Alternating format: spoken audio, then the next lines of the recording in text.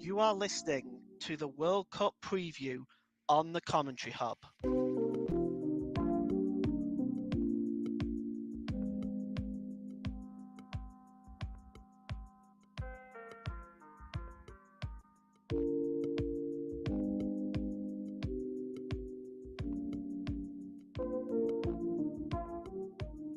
Welcome to the World Cup preview show here on the Commentary Hub. A big thank you to everyone for tuning in. I just want to say the people that we've got coming up is Luke Turton, Sam Wright, JB, Mike Ornament, Nicholas Jones, Paul James, Luke from the Ought to Know Better podcast, the New York Total United podcast, Matt and Danny from there, John Kane, Martin Yath and Jack Essendon from Football Live, Chris from Leicester Till I Die TV, Chris Coughlin and Josh Luke, two more members of the Commentary Hub, joining me for the preview show. Sit back, relax, and enjoy the preview show for the World Cup, which starts tomorrow in Qatar. You are listening to the World Cup preview on the Commentary Hub. People from the New York Talk podcast, the Rotherham United podcast, is us, Matt Lax and Danny Ogden Glaves with us today. How you doing, Matt? You okay? I'm very good, mate. How are you? All good, mate. Thank you. You well, Danny? Yeah, not too bad, mate. Thank you. How are yourself? All good, mate. Thank you. So first of all, we're going to be discussing the England chances in the tournament. And Danny, I'll come to you first. What do you reckon to England's chances in the tournament, mate? Oh, excellent question. I mean, we're going into this World Cup out of form, but you sort of have to count the out of form as being the Nations League. So were we ever in form with the Nations League? Because it's effectively pre-season training, the Nations League, but for international teams. If you look at our tournament record, a semi-final in the last World Cup and then the final in the Euros, which I'm still a little bit annoyed at, to be honest. It's going to be an hard work. I think we'll get out of the group for sure, possibly as group winners if we turn up. But then it's down to who wins the opposing group for us in the quarterfinals. And I think if the Netherlands win that group, I think we're a little bit in deep water with that one. So I'm going to say quarterfinals for England. But if the Netherlands don't win the group, I reckon we could get to the semi-finals. Interesting. What about you, Matt? What do you make to England's chances under Gareth Southgate in this Winter World Cup? As good a chance as anybody. I think on paper, we'll talk about other teams in a minute, but on paper, there's a couple of other squads that are probably better. But you've got the Southgate factor, which is important. I think the way he's built up himself within the team over the last two tournaments has been exceptional. The semi-final and final speaks for itself. I think the group we've been given a kind group draw. I think as long as we win our group and Group A goes as expected, we'll be fine in the last 16. But then, in theory, we should be meeting France in the quarterfinals, and that's the key. That's the massive. That's the one. I can't see us getting past France if they're. I know they've got injury problems. I know they've got quite a lot of injury problems as well. So if they are, anywhere near being a fully fit French team, then the journey ends at the quarterfinals. And you have to assume because it's a World Cup that everybody's going on the A game. So if you beat France, I think the door's open. But I think quarterfinal loss to France is probably where the journey ends. Interesting stuff from both Danny and Matt. They're both saying for the quarterfinals for England.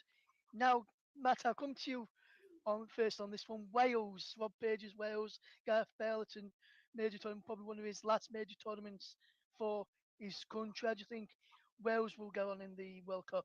They'll be very, very lucky if they get out of the group. Obviously, England are the best team in that group comfortably. I like America. I think they've got some really, really good players. They've got some players at Leeds that I think have shone this season, which obviously, as Premier League viewers, we all expect them to do a little better. Iran's a bit of a wild card. I think their ranking's quite good, but they're in the Asian Confederation, which isn't as strong. So you probably fancy them to beat Iran, and then they won't beat America. And if England need to play for something last game, they'll not beat England. So I think they'll probably finish third in that group. Danny, what about you for Wales and Rob Page? Do you reckon they could get out of the group, or do you think, like Matt, it'll be a 2-3 race for them to get out of the group? I don't want to sound too harsh on the Welsh here, because I know someone who is Welsh. Wales is a difficult one because I believe this is their first World Cup since '58. Mm. I think it is. So I think bottom line with Wales, they are just happy to be here. They're just happy to have qualified again. Whether or not that transpires in the group and they actually turn up in the group is something we're going to have to wait and see. But in all honesty, I think Wales are going to turn up. I think they could finish second in this group if they turn up like England do. So I reckon it could be a 1-2 with England and Wales potentially. My prediction is that Wales will probably beat Iran 1-0. Probably the same with the US or they might even batter the US. We have to wait and see. And then probably draw with England. I think England and Wales will be going into the game looking at it, going, you know what, we've both more or less qualified, and it'll just be a 1-1 draw. So yeah, I reckon Wales get out of the group, but if they do, I think they won't go any further than the quarterfinals. If I'm being honest. Interesting stuff there. So now we're going to have a look at the dark horse of some of the nations where you may not think, some people may not think they'll do very well in the tournament. And Matt, who would you say one of your dark horses or one or two dark horses for you? I'm thinking South Korea. I think they've got a decent enough group. I'd written it down. It's got their groups: Ghana, Portugal, and Uruguay. Portugal have got their own infighting problems, as we all know at the minute. So that's going to be an issue with that. I don't particularly fancy Uruguay. I know they've got a couple of players. They'll probably still go through, probably top the group. But I like South Korea. They're typical, aren't they? They have worked hard. They've got some great players. Son should be fit for them, which is obviously massive. They probably will play Brazil in the last 16 if they make it through. But Brazil are known for giving away stupid results, so it wouldn't surprise me to see South Korea pull one off on them and then make it through. And I'll go for South Korea on this one. Yes, interesting choice there. What about you, Daniel? Have you got for your dark horse in the competition or dark horses if you've got more than one? I agree with Matt on the South Korea one for sure. But my dark horse is going to be Qatar. I think they'll catch a few people out. I don't think they'll have another case of South Africa not getting out the group stage, because I think that's the only time that's happened. I believe Qatar won the Asia Cup the last time out as well. So yeah, I'm going to say Qatar. I reckon people underestimate them, as the host nation and a small footballing nation, but they turned up in the Asia Cup, and yeah, I think they'll surprise a few. Interesting choice there from Danny, so to speak. And so, Matt, I'll come to you first on this one. The Golden Boot and winner and number of goals, do you reckon they're going to score? There's likes of Ronaldo, Messi, Neymar out there. Number of good players out there. Who do you reckon? I'm going to go Harry Kane. I'm going to keep it simple. I think the group England have been given is a kind group, much like it was in 2018 in Russia. We played Panama and I got half his goals against them. So I think Iran suits him. America, as much as I mentioned them, I think they've got some good attacking players. To be honest with you, I don't know how defensively sound they are. I suspect not great, not massively. And if Harry Kane turns up against a team like Wales, then again he's going to have a hatful. We may not go much further than that, but he could get he could get 6 goals in the group stages. That's how that's how good he can be on his day. So I'll say Harry Kane, and I will give him 7 this time. Interesting choice there. Danny, what about you for the Golden Boot? Who have you chosen? I have got Kane written down as well. I think that definitely depends on how far England progress and, like you say, Matt, how they turn up against other teams. But World Cups are always a strange one, aren't they? Like, your big name players never really turn up past the group stages. Like your Lewandowski's, your Ronaldo's, and your Messi's never really turn up past the round of 16 quarter-final stage. But because this is probably going to be his last World Cup, and I still haven't got him noted down as winning it, but I reckon Messi could bag a hatful this tournament. He'll certainly have a good go at the group stages for sure. Yeah, I'm going to say Messi, and I think he's going to get 6. Another interesting choice there. So now we're going on to the predictions for the top 4. And Danny, I'll come to you first. Who have you picked in 4th place for the World Cup? I've gone for France. Interesting one for France there. What about you, Matt? For fourth, I've gone Spain. I think they'll have a good tournament, but not good enough. What about third for you, Danny? Who have you gone in third place? I've gone for Argentina. Interesting one there from Danny. Who have you chosen in your third place team, Matt? I've gone South American, but not Argentina. I've gone Brazil for third place. I reckon me and Matt have swapsy changes with our answers here. Might have. Brazil have got the best team on paper. I think man for man they've got the best team. But since the glory days of the 2000s, they've been big bottlers, haven't they? I can see them falling at the final hurdle. So, Yes, sir. Danny, who have you got in second place for the World Cup? I've got Spain. Brilliant. Who have you gone for second, Matt? I've got Argentina. Interesting choices for that one. Now it's all time for the big one. Matt, who have you gone for your winner of the World Cup? Assuming they get past England in the quarterfinals, I think it'll be France. Interesting. Danny, for you, who have you gone for in your winners? I've gone for Brazil. Interesting one. Symmetry. Interesting choices there. Big thank you to Matt and Danny for their contribution to the preview show. We'll be back with more previews very, very shortly. Don't go anywhere. You are listening to the World Cup preview on the Commentary Hub. Welcome to the next part of the World Cup preview show, and I'm delighted to be joined by Luke from the Ought to Know Better podcast. For this part, how are you doing, Luke? You okay? Yes, mate, Russ. Thank you, mate. How's things? All right? Yeah, all good, mate. Thank you. Good, so good. Thanks ever so much for inviting us on. Yeah, no problem, mate. It's a pleasure. I've been on yours, so I thought, come on, let's see if you want to come on here as well. Just to get started, England's chances then, Luke. What do you make the England's chances in the World Cup this winter?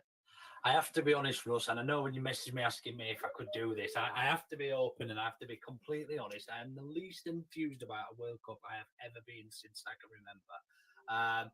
I think there's a lot of reasons for that. There's not, it's not because I don't like football or love football anymore. It's not because I particularly don't like England. It's just the whole basis of the World Cup and what it's been built on, really. But that's a story for another podcast, I think. But in terms of England themselves, I think the squad. I think we've got a decent squad. I think we stand a decent chance. I think we've got arguably the best attacking players we've had for a number of World Cups, and providing Southgate knows and learns how to use them properly, I think we'll do all right. I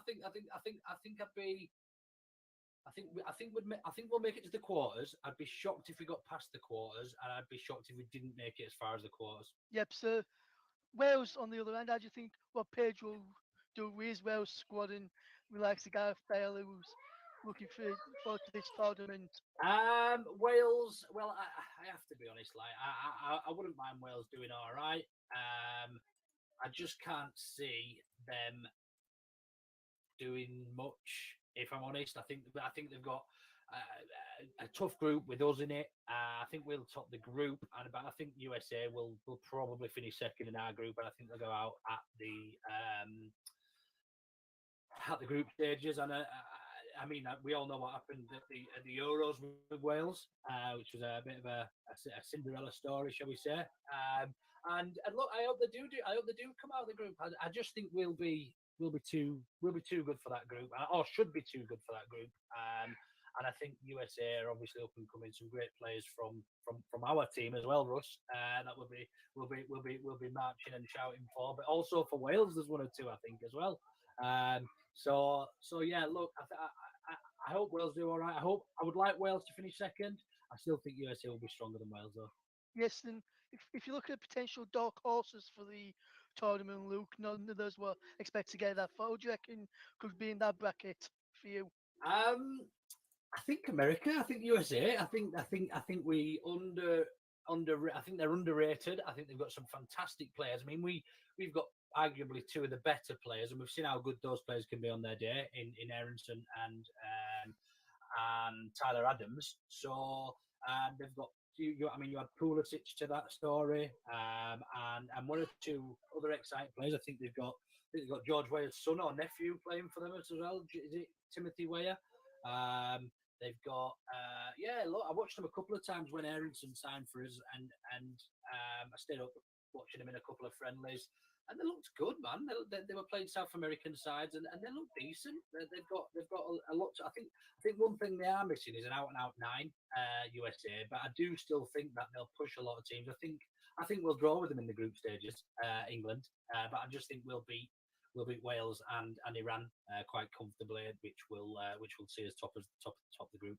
Yes, and the Golden Boot then, Luke, is there's some big players on show. Cristiano Ronaldo, Lionel Messi, Mbappe, Benzema, Kane, Yeah, Neymar as well, Rafinha there Yeah. as well. Who do you reckon is going to come out on top with the Golden Boot? Well, I'm going to go out on a limb here and say Lewandowski. I think Poland will progress out of Group C, and I think they'll trouble a couple of teams.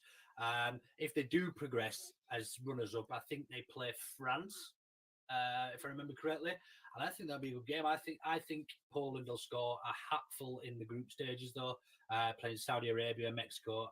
Maybe not so much against Argentina, but against those two sides, and I can't see anybody else scoring for him. So yeah, I'm going to say Lewandowski if they progress out the group stages. If not, it'll be somebody like a French. I'm going to go Benzema. If Poland progress out of group stages, I'm going to say Lewandowski. If not, it'll be Benzema. And how many goals do you reckon they're going to get, Luke, in the tournament?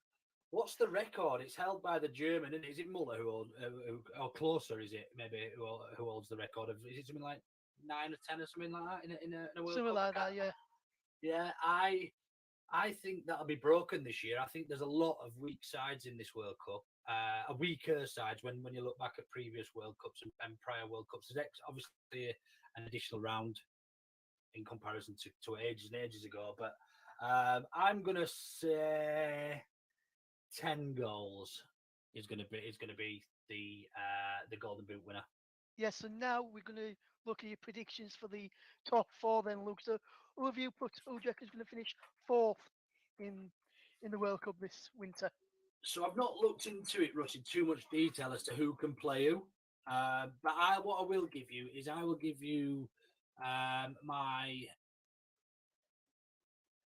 my winner and finalist who I already know. So third and fourth, I think is going to be 2 European sides. I think the final is going to be two South American sides. I think the semi-finals are going to get So third and fourth playoff is going to be France and Holland. So I'm going to go Holland fourth, France third, if they can meet each other. Okay. Who do you reckon is going to come in the second, and then who do you reckon is going to win it, Luke? I think it's going to be an all South American final. I think it's going to be an Argentina-Brazil final, and I cannot see how anybody can beat Brazil. It's Brazil's World Cup to lose for me.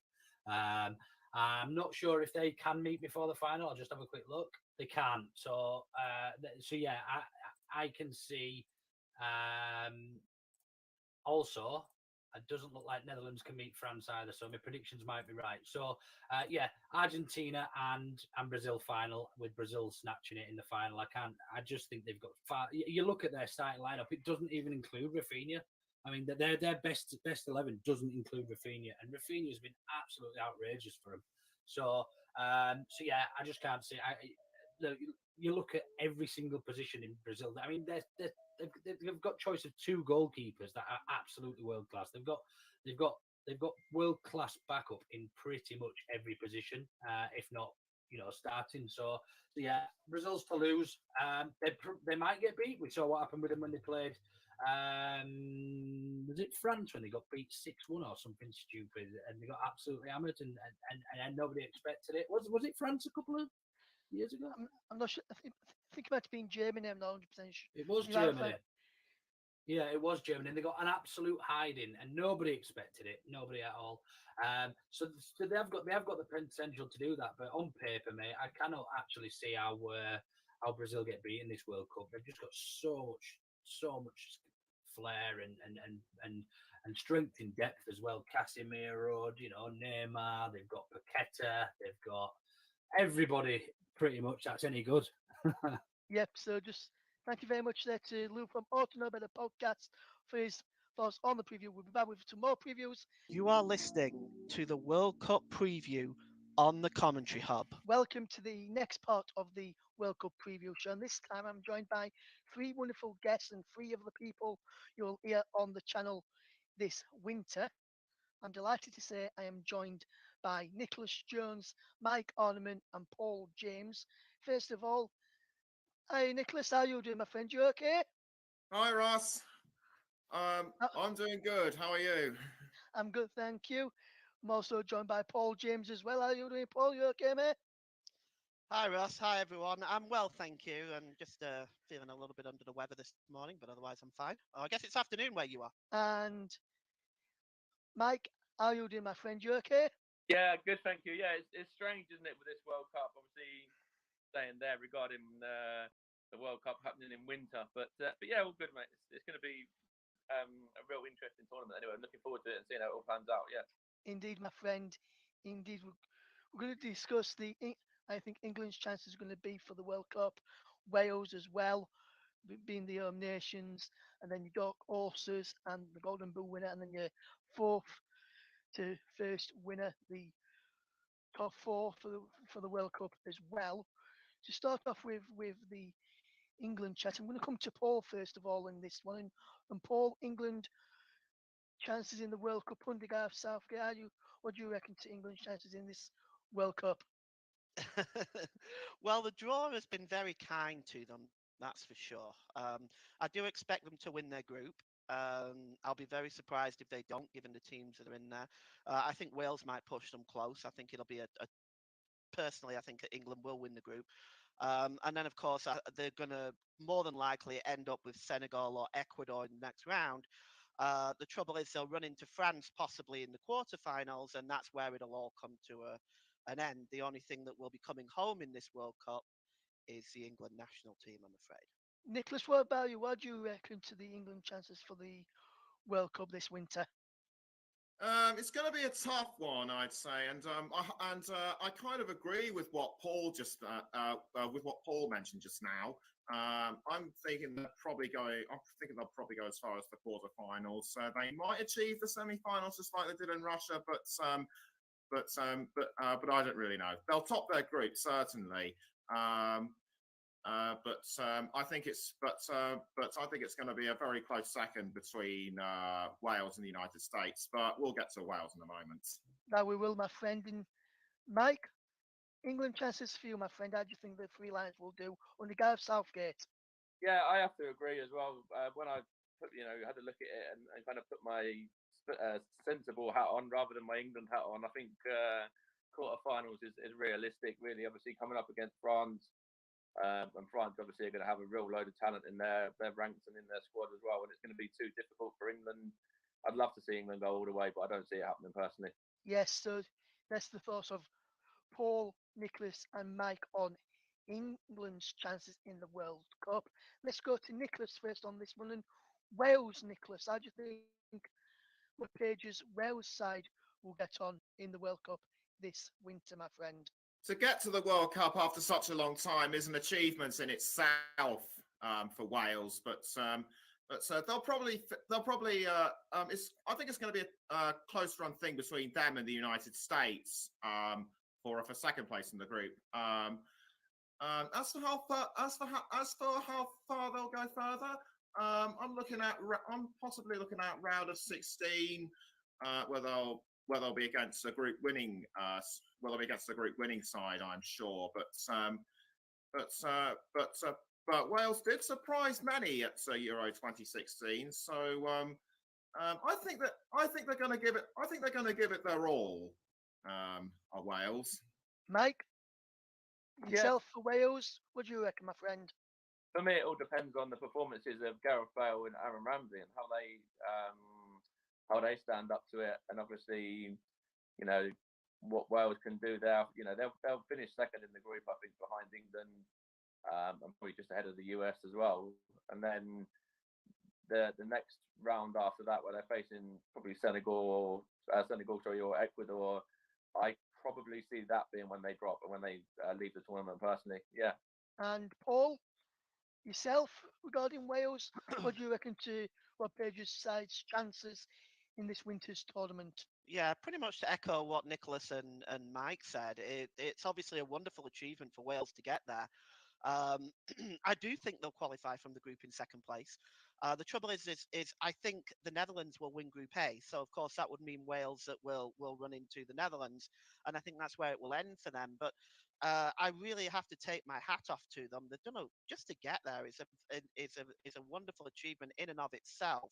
And well, I hope the Welsh team and the fans really enjoy themselves. Yes, so now we're going to look at potential dark horses for the World Cup and see what Mike, Nicholas, and Paul have for their dark horses in the competition. And for the dark horses, first of all, I come to Mike on this one. Mike, who are you putting in your dark horse category for the World Cup this winter? It's an interesting one because somebody like Uruguay, with the talent that they've got, could certainly be there or thereabouts. But then I want to be a little bit biased with some of the teams that I've got for my fantasy football. Like, I want to see Tunisia do well because obviously I've got them. I want to see them go on a little bit of a run and try and do something in the tournament and get to a decent stage. But no, I think probably Uruguay. Obviously they've got lots of talent, lots of experience, and obviously a former winner as well. Yeah. Nicholas, yourself, my friend, how do you think who are your dark horses for the competition? It's going to be difficult to decide who I'd say would be a dark horse. When you look at the group stages, I'd probably have to say someone like Croatia could be a surprise. After what they did after what they did back in Russia, but 4 years is a long time. If I was to pick another dark horse, I'd probably say someone like Denmark or Uruguay, which is what Mike said. But there's just so many teams out there that could spring a surprise. So we'll just have to see. That we will, Nicholas. That we will, and Paul. Who are your dark horses in the competition? Well, I don't know whether you call them a dark horse really, because they've got a team full of talent. But the thing is, they never seem to take it to that next level at the World Cup. I've chosen Portugal as my dark horse. Paul, back now. We've just missed part of that. Paul, would you like to repeat what you said? But I know Oh you yeah, said of course. Portugal. So why do you think Portugal, mate? Well, I think they've got a bit of motivation, especially surrounding Cristiano Ronaldo. It's probably going to be his last World Cup, and they have some good players in their side as well. I think they would be my dark horse this time round. But I'm going to stop right there because I want to kind of save where I think it's all going to end up going until you do your prediction part. So Yes, no problem, Paul. So now we're going to go and look at the potential Golden Boot winners for the tournament, and I'll come to Mike on this one. Mike, who have you picked in your Golden Boot category for the World Cup? Who do you reckon is going to get it? And also, Mike, how many goals do you think they're going to score as well? I think it's tricky because obviously France have got a decent group. They've obviously got games in there that they should be winning. So Mbappe is obviously a shout for being there or thereabouts. Obviously, you'd like to think Harry Kane will get a decent amount of goals as well. Obviously, there's like Neymar as well. Guys like Messi, but no, I'm going to go with Mbappe for France. I think for this, yeah. And in terms of goals, the tricky one, probably I'll go like somewhere in the region of about sort of between 8 and 10. Yeah. Paul, who are you picking for your Golden Boot winner? And how many goals do you reckon the player you're choosing is going to score this tournament? Mike got him first, I'm afraid. Kylian Mbappe is a pretty safe bet in my mind. Um, I was going to say 7 goals for Kylian Mbappe. But we've seen a lot of goals in recent World Cups, so it might be more than that. But I think Kylian Mbappe is a fairly safe bet. Obviously, there's other options out there that are probably just as good. But I thought with France's squad, when I looked at it last night, I thought Kylian Mbappe has a really, really good chance of winning the Golden Boot. I'd say 7 goals. I'll go with that. Yes, and Nicholas, you've just heard a couple of predictions for the Golden Boots there. Would you agree with Mike and Nicholas and going with Kylian Mbappe, or would you pick someone different to be the Golden Boot winner? And how many goals do you think they're going to score as well, my friend? I appreciate Mike and Paul's praise for Kylian Mbappe, but bear in mind that France has been injury hit, so they could struggle defensively. But in terms of who I think is going to get the Golden Boots, well, that's a difficult one to call. Obviously, got the likes of Neymar and Messi, and also not discounting the likes of Ronaldo, Kane, or whatever. And also, as Paul said, there's been a lot more goals in recent World Cups. So I'm gonna have to sit on the fence for this one. So who are you going to pick then, Nicholas? So do you reckon he's going to be tied then, Nicholas? And which 2 players do you reckon he's going to get it then? Very tight. I would admit. I'm going to have to say it's going to be very tight between Messi and Neymar, but I could be wrong. How many goals do you reckon they're going to score, Nicholas? Right. In terms of goals that they're going to score, well, Harry Kane scored 6 in the last World Cup, which was amazing in itself. So I'm probably going to have to say between 8 and 10, sort of echoing what Mike said. Okay, so that's the thoughts of Nicholas there. Now we're going to look at the top 4 predictions for the World Cup, and I'm going to come to each one individually and get their 4th, then the 3rd, then the 2nd, and then the 1st. So we'll go to Paul first of all. And Paul, who have you chosen in 4th place for the World Cup? Brazil. Okay, Mike, 4th place for you, my friend. For me, I've gone 4th place as being Belgium. Nicholas, who do you reckon is going to finish 4th in the World Cup? I would probably say I'd probably say either the Netherlands or maybe even Spain. Spain have assembled a strong side, so I'm feeling they could at least make the top 4. Okay, so Spain or for Nicholas. Then he mentioned Netherlands in that bracket as well. Next up, then we'll go to Mike. And Mike, who have you chosen for 3rd place? Right, so for 3rd place for me, I have gone with France. I think France are going to do well with obviously with Mbappe. I think they've got enough goals in their team. You know, they might have a few issues defensively, but yeah, I'm going to go France in 3rd. I think. Paul, who do you reckon is going to come 3rd, my friend? France. And for the same reason Mike said, really, they've assembled a pretty decent squad. I don't think they're going to be victim of the first round hoodoo. So yeah, I've called France on that based on the World Cup prediction game I played last night. Nicholas, who do you reckon is going to come 3rd? Obviously said either Spain or the Netherlands for 4th, and you put Spain in 4th. So would you say Netherlands in 3rd then, Nicholas, for you? I'd say it's going to be between either the Netherlands, France, or Belgium because France are very strong up front.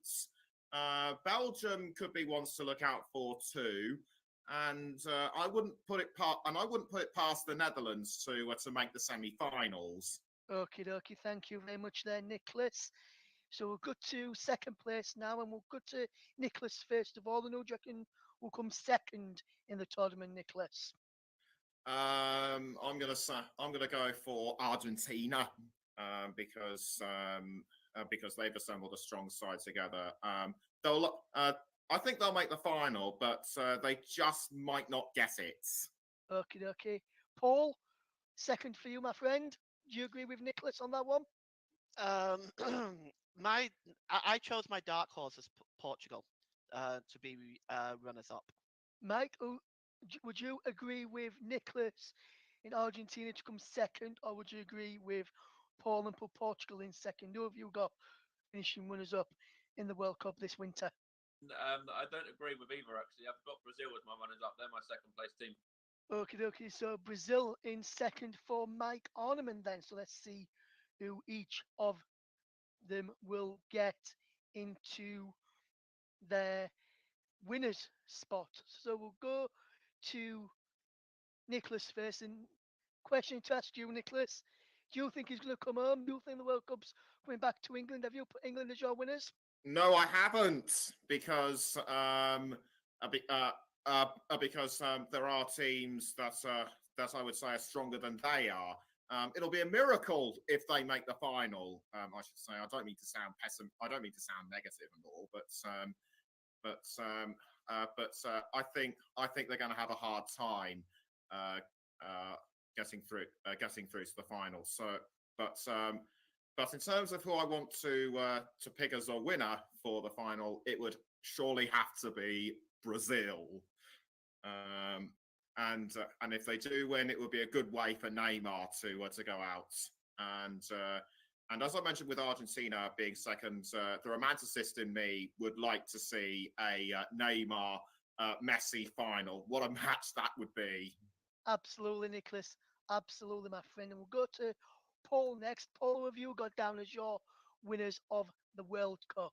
Well, I've got Argentina and Brazil meeting in the semi-finals, actually, Nick. And my winner of the tournament will be Argentina. So Argentina for Paul there. And Mike, we'll finish with you for this one. Who do you reckon your winners are going to be in the World Cup this winter? Well, I'm going to be different. I've said, obviously, fourth place being Belgium. I've got my third place as being France. My second as being Brazil. I think my winner is going to be Portugal. I just think all the hype surrounding Cristiano Ronaldo right now, he's going to really want to put on a big performance and really have an important World Cup and a big World Cup, obviously, to get his name out there, because obviously he's probably not going to be at Manchester United. They're going to probably want to sell him in January when he comes back. So it's to kind of get the suitors interested. So for me, I've actually got Argentina as being a very big underachiever. I think they probably won't even reach the last four, personally. Very, very interesting choices there. So that's the next part of the preview show wrapped up. So that big thank you to Mike, Nicholas, and Paul for their contributions to the show. We'll be back in a few minutes to hear what more people have got to say in this World Cup preview.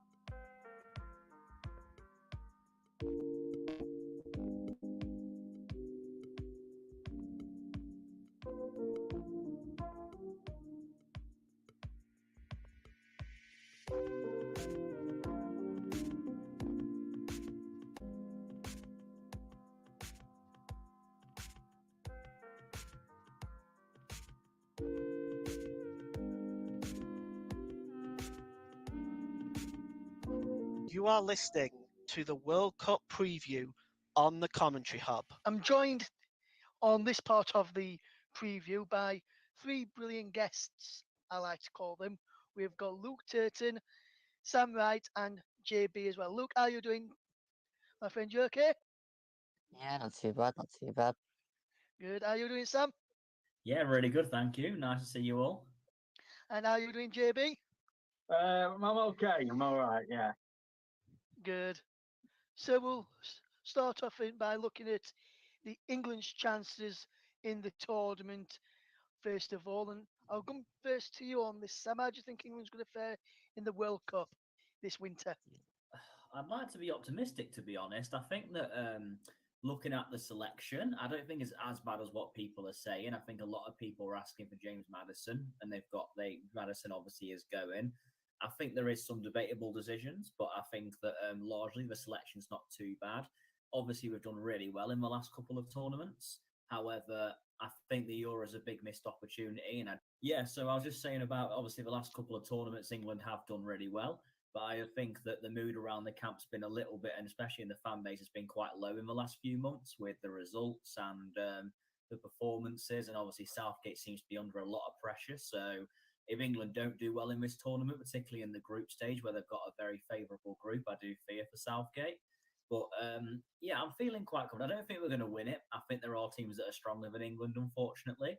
But I do think England can go quite far again, hopefully. And again, I think, you know, with the way the last couple of tournaments have been, I think expectations might be a little bit higher going into this World Cup. But let's hope England do well. But unfortunately, I don't think we'll win it. Okay. Luke, how do you think England will go on in the tournament, mate?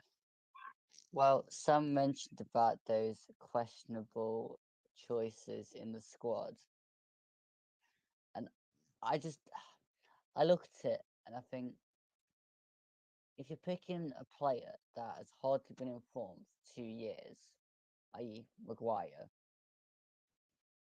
and he's probably going to be in your back line because we tend to do Stones and Maguire if they're fit. I can't see us getting out the group because I just think teams will learn they can just run at that back line, and there's a mistake there. I don't know. I'm less optimistic than Sam is. Let's put it that way. Yes, and what about you, JB? How do you think England's going to go on in the tournament under Gareth Southgate? Well, let's get one thing first of all. The climate is going to be very different for the players when they get out there because it's going to be very warm, obviously. I think that's one thing we've overlooked on the previous two comments. Personally, I think we will get out the group. There are some questionable decisions, as Luke touched up on there. Maguire, has he played enough games? I still think Southgate's boomed a bit by not taking Ivan Toney. I think, and I think he's out. I mean, I'd have took him above Callum Wilson. I know Callum Wilson's scoring goals and stuff, but so is Toney. And I think Tony's a more natural finisher than Callum Wilson is. And that's nothing, I'm not Callum Wilson's biggest fan, as you know, but I'd have gone for a natural finisher like Ivan Toney over Callum Wilson any day. Having said that, though, it's a decent squad. I think James Maddison deserves to be there. I mean, it's a very favourable group, as other people have pointed out. But I mean, the two. Iran should be a walkover for us. I would be very, very surprised if we didn't get anything from that one. The US might be the more tougher game because the Americans are a very good side, and I've got to pick up a stat here that we've never beaten them in any competitive game. I know point back to 1950 and Belo Horizonte when they beat us in the World Cup then. The Welsh one, I mean, that's another hard one to call. I think if we took 7 points, I think if we took 2 wins and a draw, 7 points, that should see us through the group. But then when you get to your knockout rounds, you've got your Brazils, you've got your Argentinas, you've got your Frances, you've got your Spains, you've got all these teams that are going really, really well. Germany, you can't discount. I know they didn't get out the group last time out, but they've got a good man and going really well on Andy Flick. And we can't really ignore, from an England point of view, we can't ignore what happened in the Nations League. I mean, it just wasn't good enough over 6 games. I think, did we win 1 out of 6? It just isn't good enough. So Southgate has got a lot to prove if he's really going to be the real deal in this World Cup. But as regards, if we get to a semi-final, then I'll take it. But as far as winning is concerned, forget it. Doing a good teams. Yes, so we'll move on and discuss Wales now, and I'll come to you, Luke, on this one first of all. How do you think Wales will do in the tournament? Obviously, in the squad, they've got one of Nottingham Forest players, Brennan Johnson, in the squad. How do you think Wales will do in the tournament as a whole this winter? Very good girl. I mean, I can see that Wales will probably get to at least probably the quarters. I think they tend to do well within tournaments up until a point, and then teams tend to work them out a little bit. I mean, they've got some dangerous players in there: Johnson, Kiefer Moore, Solver Thomas from Huddersfield. but then obviously towards the back, there isn't many kind of hugely big names there. Obviously, they've also got Bale, but yeah, I think they'll get to at least the quarters. Yes, and JB, what do you make to Wales' chances in the World Cup this summer? Well, this winter, should I say? Well, they've got a chance, but I mean, it's going to be difficult. You've got England and America and the United States. And the United States are no slouches. As I referred to earlier, they've got a decent squad there, and they'll not be going up to make any numbers. I would expect Wales to beat Iran. I think that's a given. They could sneak in second. They could sneak in possibly second, but again, even if they don't get out the group, it's just to be there for the first time in 64 years. I think that's an achievement in itself. Forget the expectations for Wales. They've got no pressure on their shoulders. They can go out there, enjoy themselves. If they get knocked out in the first round, right, it doesn't really matter. They've not been there for 60 odd years. They're going to enjoy it, even if it just lasts the 3 matches. But if they get further than the group round, then all power to them. There's a few. I mean, some of the key players are a lot older now. Bale's older, Ramsey's older. What will that have on the squad? They've got a decent little squad. Connor Roberts of Burnley's in it, and I'm pleased that a Burnley player's being represented in some way. But I just can't see Wales. I mean, I don't want to sound pessimistic, but I can't see Wales getting out the group if England and the US get on their A game. But I mean, I think if you're Welsh, I think you're from Wales. I mean, I think you're just happy just to be there, even if it just lasts the 3 games in the group. But if they can go further than that, all fair play to them. But I just can't see them getting out of the group. I think it's too tough a group for them. But but knowing Robert Page's side, they will always give it their best shot, regardless whether they win, lose, or draw. But I don't think they'll get out of the group, but they'll have a good try at trying. Yes, I agree with that, JB. What do you make to Wales' chances, Sam? Do you agree with what Lucas said, or do you agree with what JB said about Wales' chances, or have you got a different opinion to both of those two? Yeah, I see both points, to be honest. I think Luke rightly points out Wales in tournaments do tend on doing quite well. I mean, obviously, the Euro 2016 getting to the semi-finals, and then obviously the Euro's just gone. I mean, yes, they got hammered by Denmark in the last 16, but they still did well to get out of the group. So Wales, I think, as long as they've got Bale, because Bale always seems to turn up for Wales, regardless of how he's playing for his club, Bale will always turn up for Wales usually. So in this tournament, if Bale and Ramsey perform like they have done in previous tournaments, I think Wales have actually got quite a good chance, really, of getting out of the group. I think the big game's going to be the first one for Wales against USA. If they can beat USA, I think they've got a really good chance of getting out of the group because, I mean, if England takes 6 points in their opening 2 games, then obviously Wales have to beat England. I think that might even be beneficial for Wales as well because obviously they need no motivation to go up against England and they'll want to beat us regardless of whether they can go through or not. But I think that for Wales, that's the biggest game is going to be the first one. So they can beat USA and Iran. Obviously, that will put them on 6 points. And assuming USA then lose to England and England beat Iran, that will mean England and Wales are already through. So I think that's going to be the big one for Wales, the first game. But I think they've got a chance. I mean, they've always had a very mixed squad in terms of talent, Wales, haven't they? I mean, obviously Bale's always been their standout player. Ramsey as well has usually, but Ramsey at club level has been poor for a few years now. So the quality is not as good as what it was, especially in 2016. But I still think that as JB pointed out, as in Robert Page's side, they always give 100%. And the big game is going to be that USA one, in my opinion. If they win that, then they've got a very good chance of going through.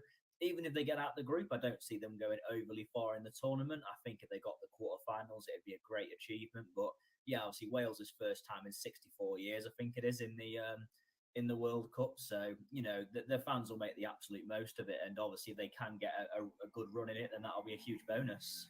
Yes, absolutely, absolutely. Now we're going to look at some of who you think are the dark horses in the tournament. And Luke, who would you say a couple of, say, 2 dark horses, in your opinion, for the World Cup this winter? I mean, I've always got to look at Mexico. Mexico are usually quite an okay team. I mean, again, Costa Rica, you don't know what you're going to get from Costa Rica. I mean, they've not got a great squad, but they could surprise people. Japan, they're always a big surprise. I'm going to try not name everybody, so I'm just going to leave it at that. Yes, and JB, if I were to ask you for 2, maybe 3, like Lucas giving me, dark horses for the tournament, where who would you put in that bracket for you, JB? I mean, I'd like to see. I mean, obviously, there's going to be some minnows as well. Canada there for the first time, and you'd like to see them do well, but it's going to be equally difficult. I think Germany. I know Germany I would have as a dark horse because of what happened last time, but they're doing okay under Hansi Flick. We know how good a manager he really can be, as we've seen for many years at Bayern Munich. I think Germany could be my dark horse because they are a very good side. They're still a very efficient side. Whether they'll win the thing is a debate. I would have. I mean, until tonight, I would have had Portugal down as a potential dark horse, but with the thing with Ronaldo blowing up right prior to that, that might cause disruption in the camp. But there's anybody could. I mean, the problem with the thing with the World Cup, it's very hard to predict who's going to be the dark horses and who's going to surprise people. I mean, South Korea, of course, they've got Sun Yeon-min. I mean, they've got a decent chance, but you can't tell. I mean, it's a World Cup. Anything can happen. Decisions can go for you. It can go against you. Certain things can go against, and it's a lottery, really. The World Cup. It's not the FA Cup in a way. It's the international equivalent of the FA Cup. It's a lottery. You don't know what's going to happen, but you would expect.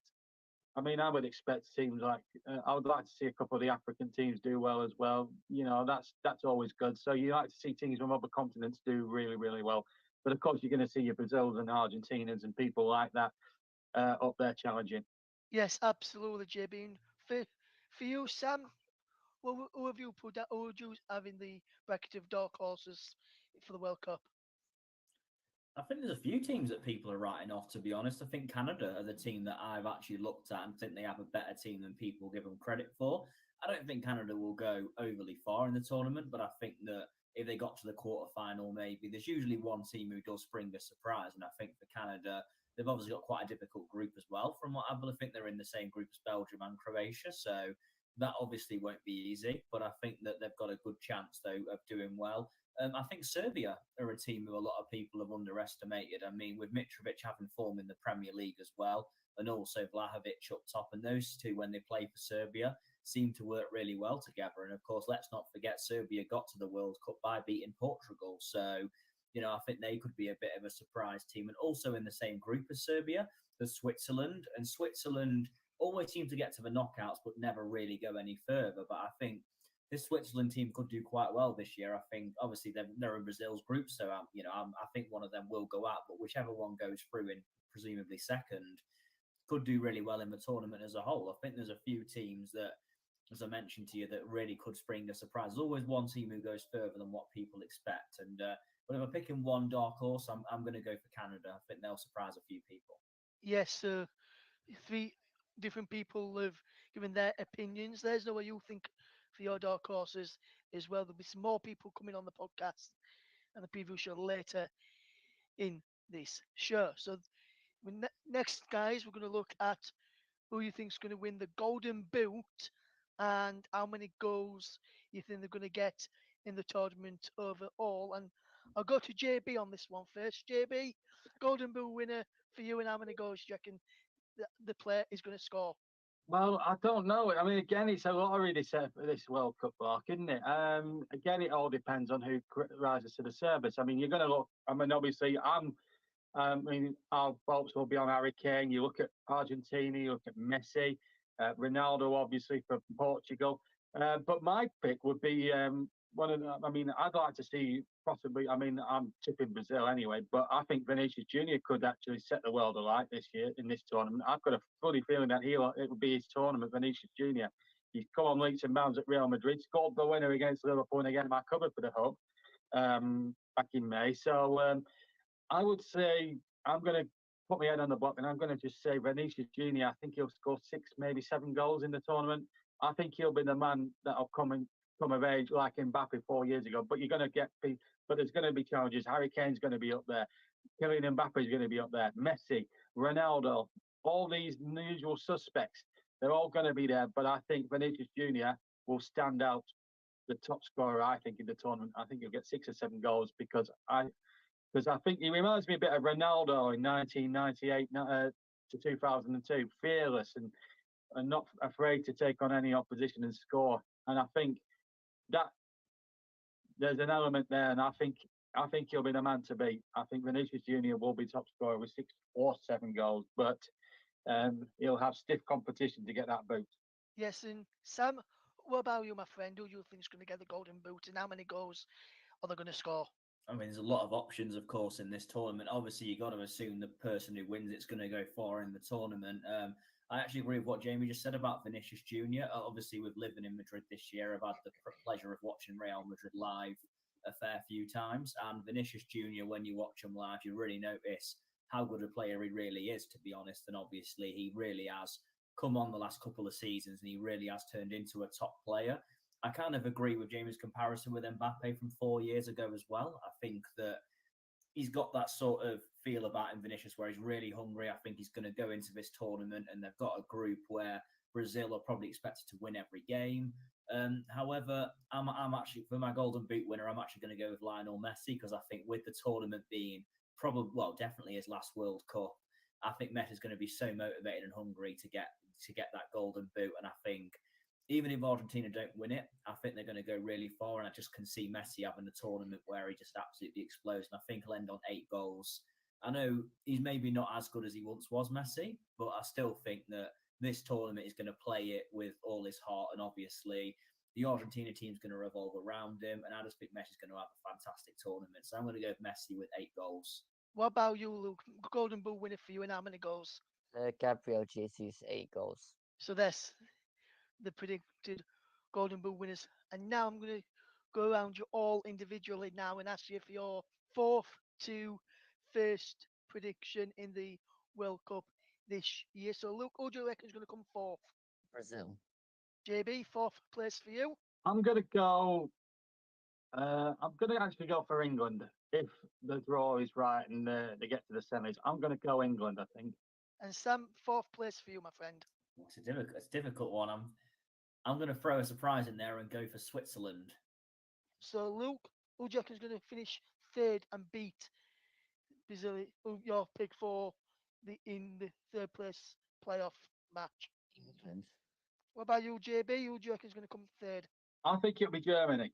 I just think they will. I mean, I think Germany will be a lot better than what they were 4 years ago. So I'm going to say Germany, I think. Sam, what about you? I'm going to go 3rd. I'm going to go for Brazil. Now let's see who you've got in 2nd place, Luke Turton. France. John Stuttard. I'm going to agree with Luke on this one. I think France as well. They're the holders. They're there to be shot at. I think they'll be there or thereabouts. So I think, France for me. Sam Wright. Who do you reckon is going to come 2nd, my friend? Sorry, the connection went then. 2nd, I'm going to go for France. Sorry, France. Okay. No problem. Luke, who do you reckon is going to win the tournament? Belgium. JB. I'm going for Brazil, and the reason I'm going for Brazil is I think you look at their squad. You've got two world-class goalkeepers fighting out for the one spot. They've got a better defense than previous World Cup squads. The field looks good, and then you've got Neymar, Vinicius Junior, and people like that up front. I think they're the team to beat. I don't think. I mean, they'll be used to the conditions as well, which is always crucial at any stage of a tournament. And Brazil normally win when it's not in a European country. So that's my reckoning. I'm going to go for Brazil. I think they're going to be the team to beat. And what about you, Sam? Argentina. I think that Messi will get his happy ending. So there you go. There's the 3 people that we have just done. Big thank you to Luke, JB, and Sam for their predictions Thank you. for the World Thank Cup. you. We'll be having some more preview with some other guests on in a few moments. Don't go anywhere. You are listening to the World Cup preview on the Commentary Hub. Welcome to the next part of the World Cup preview show, and I'm delighted to welcome two brilliant guests on to this part of the preview show with me. And I'm delighted to say I've got Josh Luke and Chris Coughlin with us today for this part of the preview. And Josh, how are you doing, my friend? You okay? Well, thanks. How's it going? Thanks for having us on. Yeah, I'm good, mate. Thank you. Thanks for being here. And Chris, how are you doing, my friend? Are you okay? I'm very good, mate. I'm very good. Looking forward to the greatest show on earth returning to our screens. Yes, should be good and should be fun packed show then. So as you both know what we've just discussed before live with this one, we've the England's chances, Wales' chances, and then your dark horses, Golden Boot winner with how many goals, and then also your prediction for the top four for the World Cup as well. So we'll come to Chris first on this one. And England under Gareth Southgate, Chris it'd be an interesting watch. Will England in this World Cup this winter? How do you think England will go on under Southgate? And if they get through the groups, how far do you think they'll get? It's a very interesting one, Russ. I think after the European Championships, I think optimism around the England national team was arguably at an all-time high, certainly for our generation. I think there was a lot of feeling about young talent coming through, which there still is, but I think there was a real excitement around the team. And unfortunately, the Nations League campaign has somewhat tempered that, especially the home game against Hungary that I don't think anybody around the world saw coming, to be honest. With all due respect to Hungary, it was a display that a lot of England fans, I think, rocked a lot of England expectations. And a bit of rebuilding work has had to be done going into this tournament, really. And I think it's very interesting where there's a few maybe little subplots thrown into it. For example, Harry Maguire, of course, is majorly trusted by Gareth Southgate, but quite frankly, he is not now a regular at Manchester United. And Gareth Southgate's gone on record in the past of saying that he chooses players based on form. Now, Harry Maguire, as we say, certainly not in form, no longer a regular at Man United. Will he find his way back into Gareth Southgate's best system because it's tried and trusted as far as Gareth Southgate's concerned? And then at the other end of the pitch, the likes of Jared Bowen, who had been in previous squads, are now nowhere to be seen. And James Maddison, who quite rightly is in the squad, has a chance potentially, if he overcomes the workload that stopped him training today, has a chance to impress majorly. So there's a bit of a blend. I think expectations have been tempered, but ultimately, if you don't go into a competition with ambition of winning it, then what's the point of being there? Really, certainly for a country like England who have the ambition of doing it. I think for a lot of football fans around the country, England winning the World Cup would be one of the highlights of their lives. I certainly expect England to get through the group. However, when you look at the rankings of the group, it's strange that it's the most bunched group, if you like, in terms of all the nations being within the top 20 or so, and no other group really has that much competition. I very much expect England to get through the group. I'm not going to go as far as to say convincing group winners, because I think all three teams will pose different things for England to overcome, but I'm very much expecting them to get through the group. I think we all do our little projected things at the start, don't we? And we say who England would face if they win the group, and they'd be the runner-up from Group B if England won if England won the group.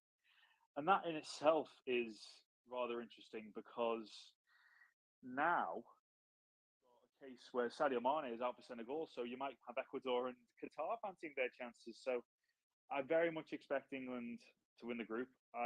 Based off my prediction for who they'll face in the last 16, I think they'll make the quarterfinals. And after that, I think it's anybody's guess, to be honest, Russ, because there you really are getting into the top end of the tournament with a lot of quality teams.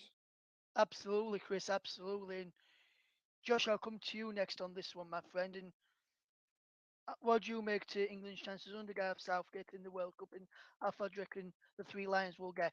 Oh, it's England, isn't it? You know, sometimes you think they'll do really well, and then they finish in the group like in 2014, and the Euros they exceeded expectations. I think they'll get to the quarters, and anything else is a plus from there. I just think Gareth Southgate's took this group as much as he can.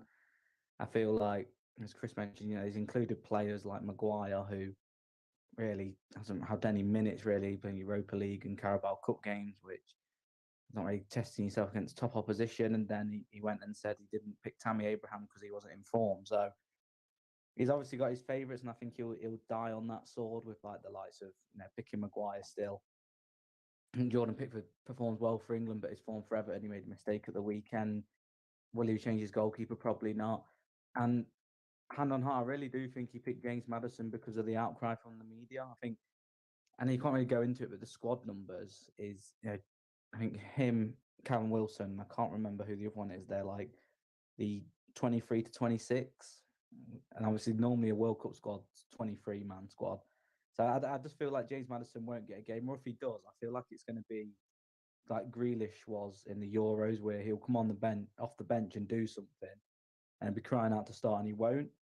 I just think he'll stick with this. That Raheem Sterling's another one that informed Chelsea. They perform well for England, don't get me wrong, but is it just going to get to that point where you just continue picking players just because their name and because you've worked with them before? But I think, as I mentioned, obviously Mane's out now, so when do we play? I think if it goes how people expect, it will be France in the quarters. But ultimately, as well, if France don't turn up, England could get a quite a decent run again in another tournament. So it's going to be interesting, but I do feel like it will be quarterfinals for England this year, and that'll be it. And anything else will be a bonus for the players, fans, and the country.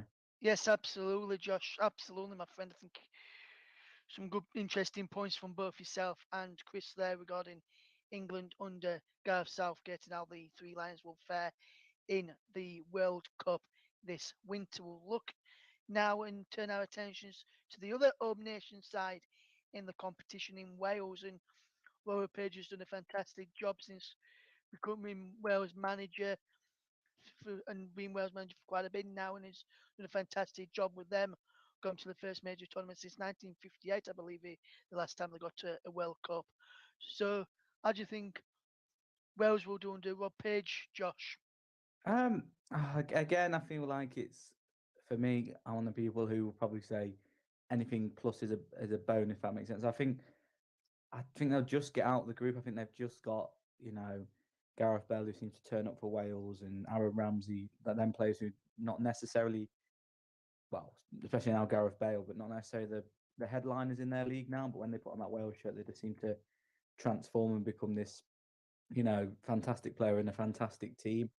I think it all just depends on the draw, really. Like, of course, the way it could look if Wales finish second, they'll play Holland, which, no, they're not as they used to be. But you'd think, again, Wales could probably cause upset. We've seen Holland they're not qualified for a World Cup since 2014. This is their first one.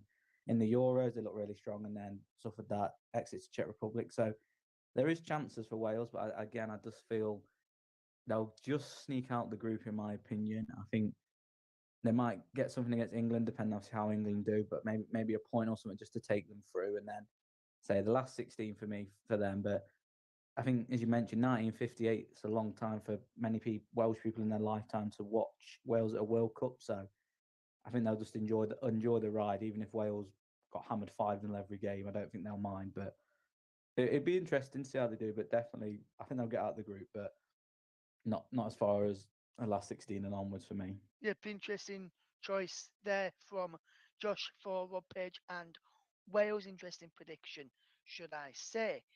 Now, for you, Chris, how do you see Rob Page and Wales doing in the World Cup this winter, my friend? It's a very tough one. Very tough one. I agree with a lot of what Josh said in terms of the achievements. It's fantastic, really, when Rob Page didn't take over in easy circumstances. Didn't also himself. He didn't have the best CV, really, but he has done remarkable work there. And it's worth mentioning as well that whenever Wales, there's the success that they've had in recent times in terms of getting to European Championships, in terms of getting to this World Cup. A lot of it, you have to just give credit all the way back to the late great Gary Speed and the work that he did for Wales. And it feels like quite an emotional time for Wales, and that obviously is their first World Cup since 1958. But it's almost like the climax, the destination of the way Gary Speed changed the fortunes of Welsh football.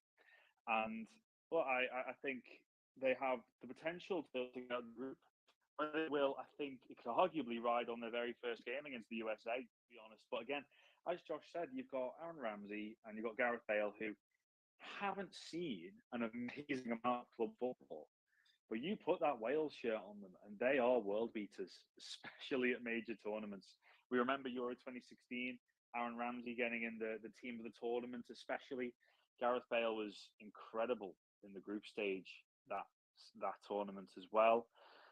It's very interesting just to see. I'm interested to see who they have in goal as well, because I know Wayne Hennessy played the game against Ukraine, but Danny Ward's form, it's been absolutely remarkable. He's gone from almost, borderline laughing stock in the Premier League at the start of the season, especially when when Leicester lost 6-2 against Tottenham, to being one of the most informed keepers in the Premier League, and you could argue one of the most informed keepers in Europe at the moment at club level.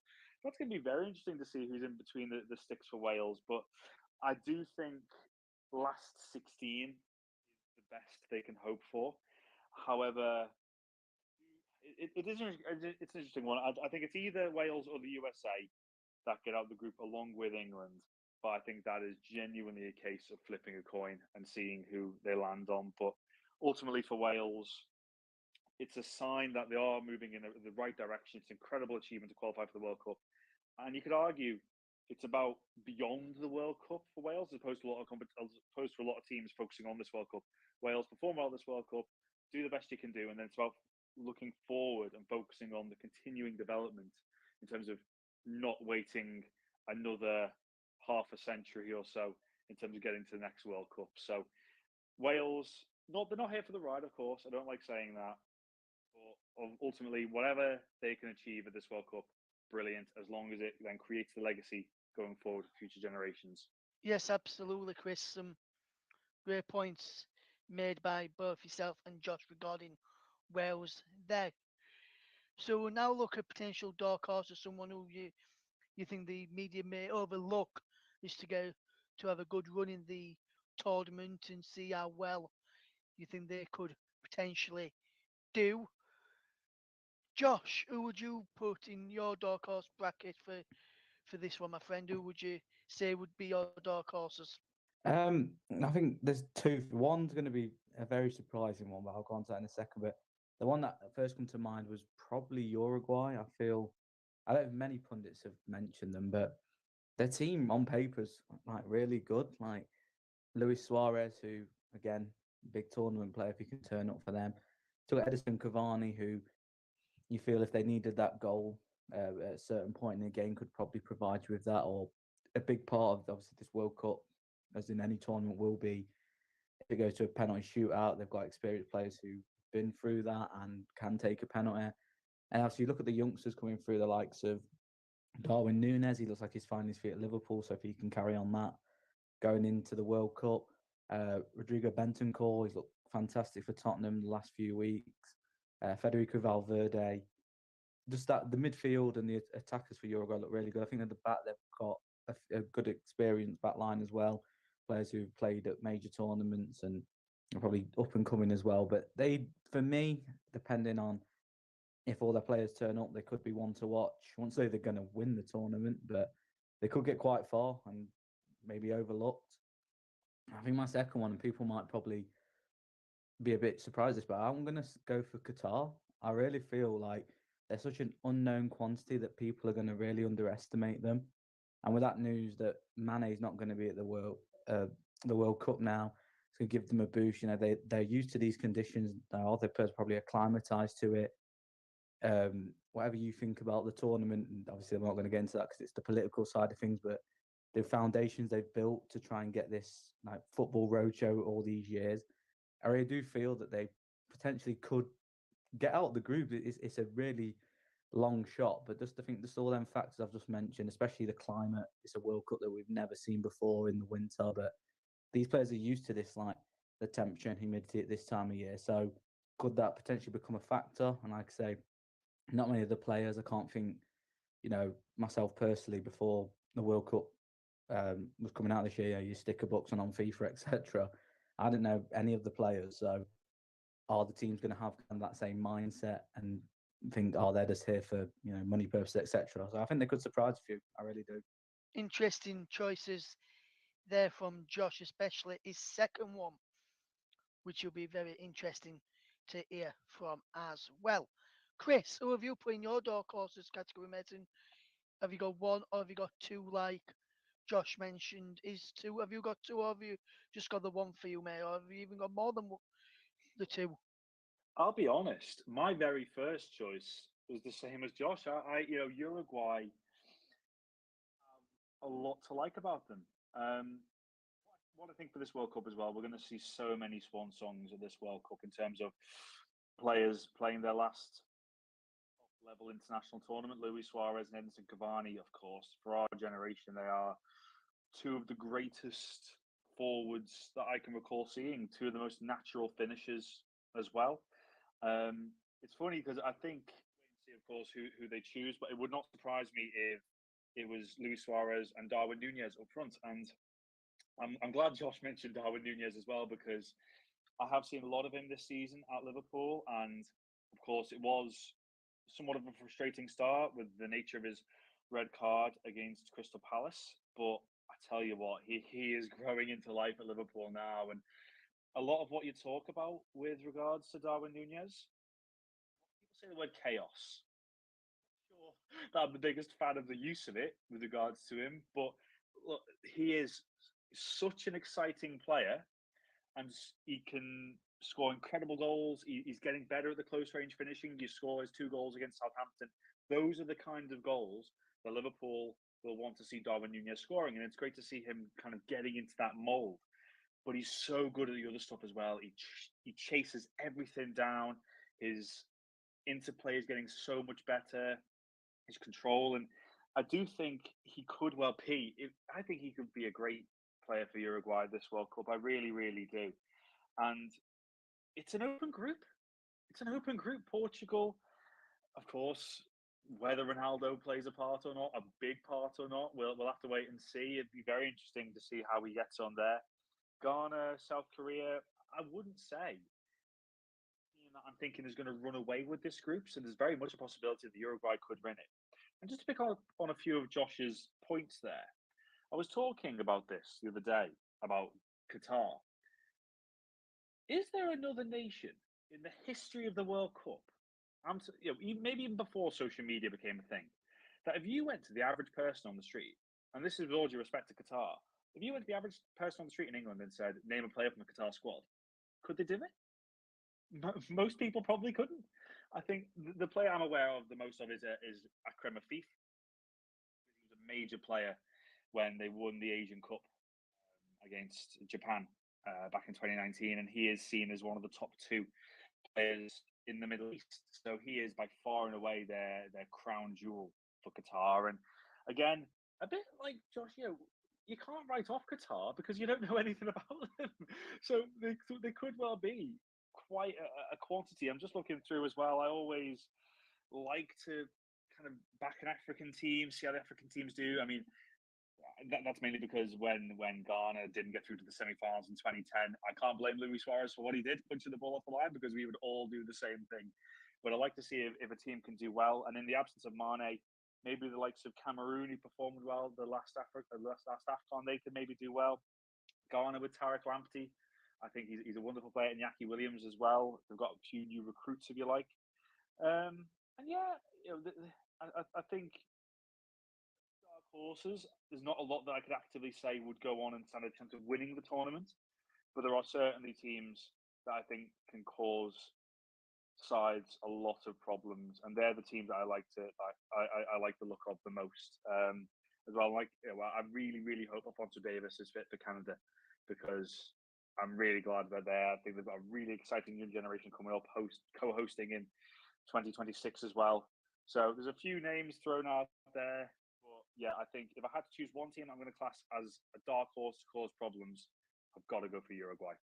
Yes, some interesting picks there from Chris as well. And I'll just touch upon what Chris has just said there. And I'll ask you, Josh, could you, like Chris said there, if you ask anyone on the street of England, so I'll ask you this, could you name a player in the Qatar squad?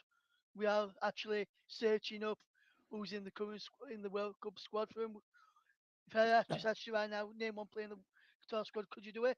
That's not even now. I mean, I've got me a trusty sticker book somewhere, and that's nowhere to be found. And I play a lot of FIFA, but no, not even like. I think I've even looked at their team before, and I still no name has stuck with me. It's no disrespect because I think it's such a rarity. Like even when South Africa hosted, you knew a few players who played in the Premier League, etc. You know, Aaron McQueen off the top of my head, Benny McCarthy. So you knew players from that country who had played, but I don't think there's ever been a Qatari player who's played at least a top 5 league. So yeah, no disrespect to them, but yeah, not a chance.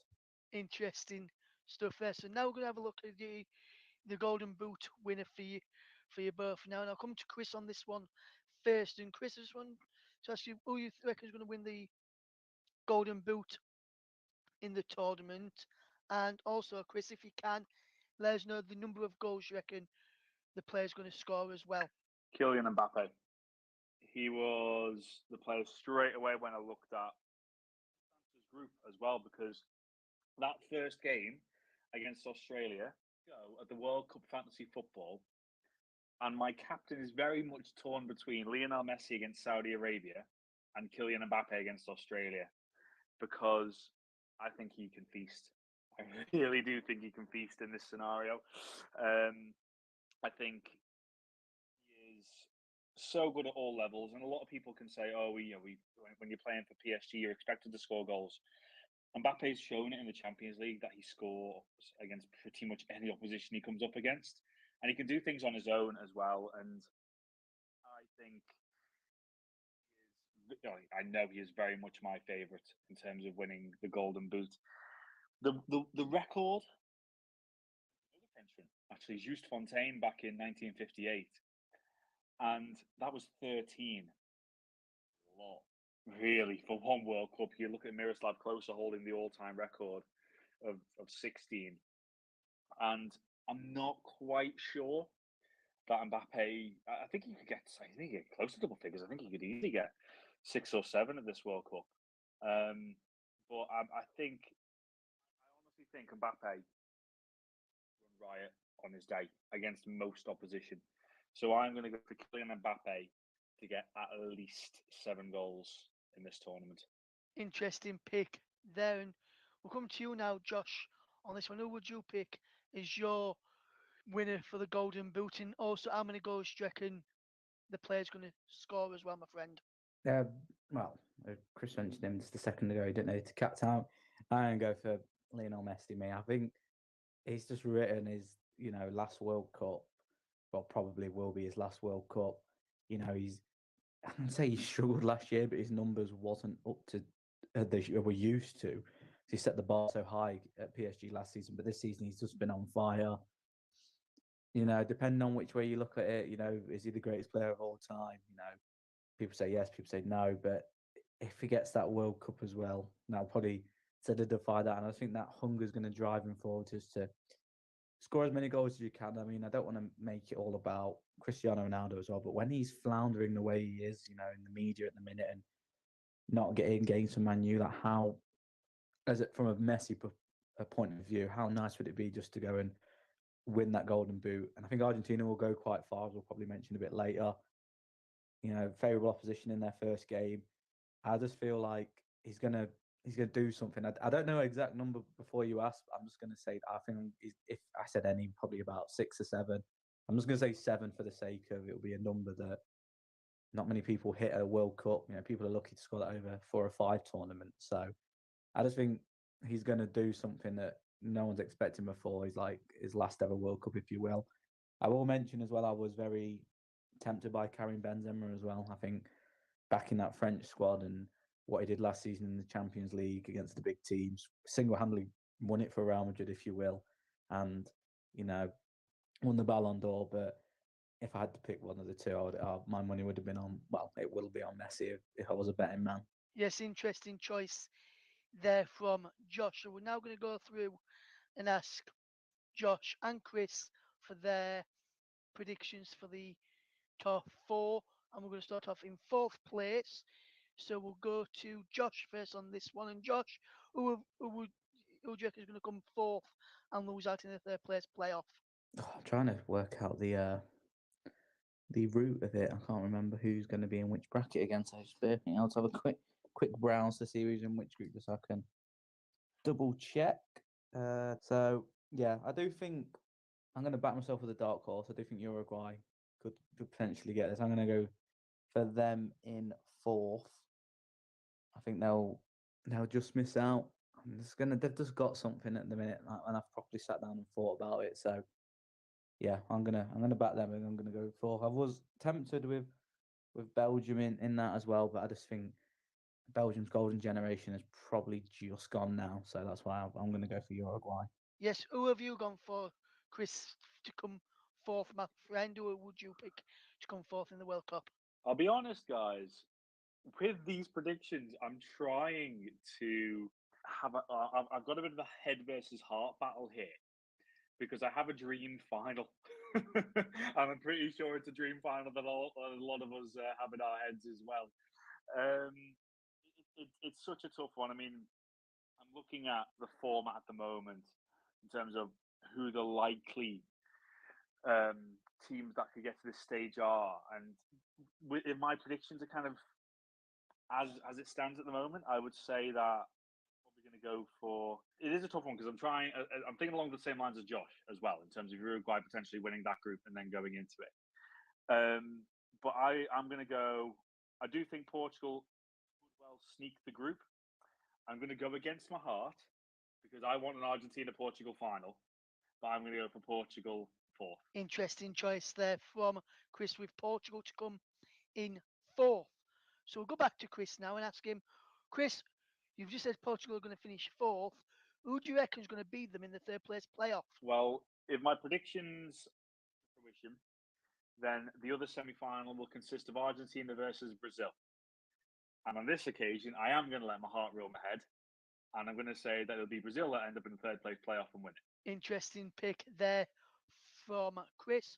Josh, who do you reckon is going to come third, my friend, in the World Cup?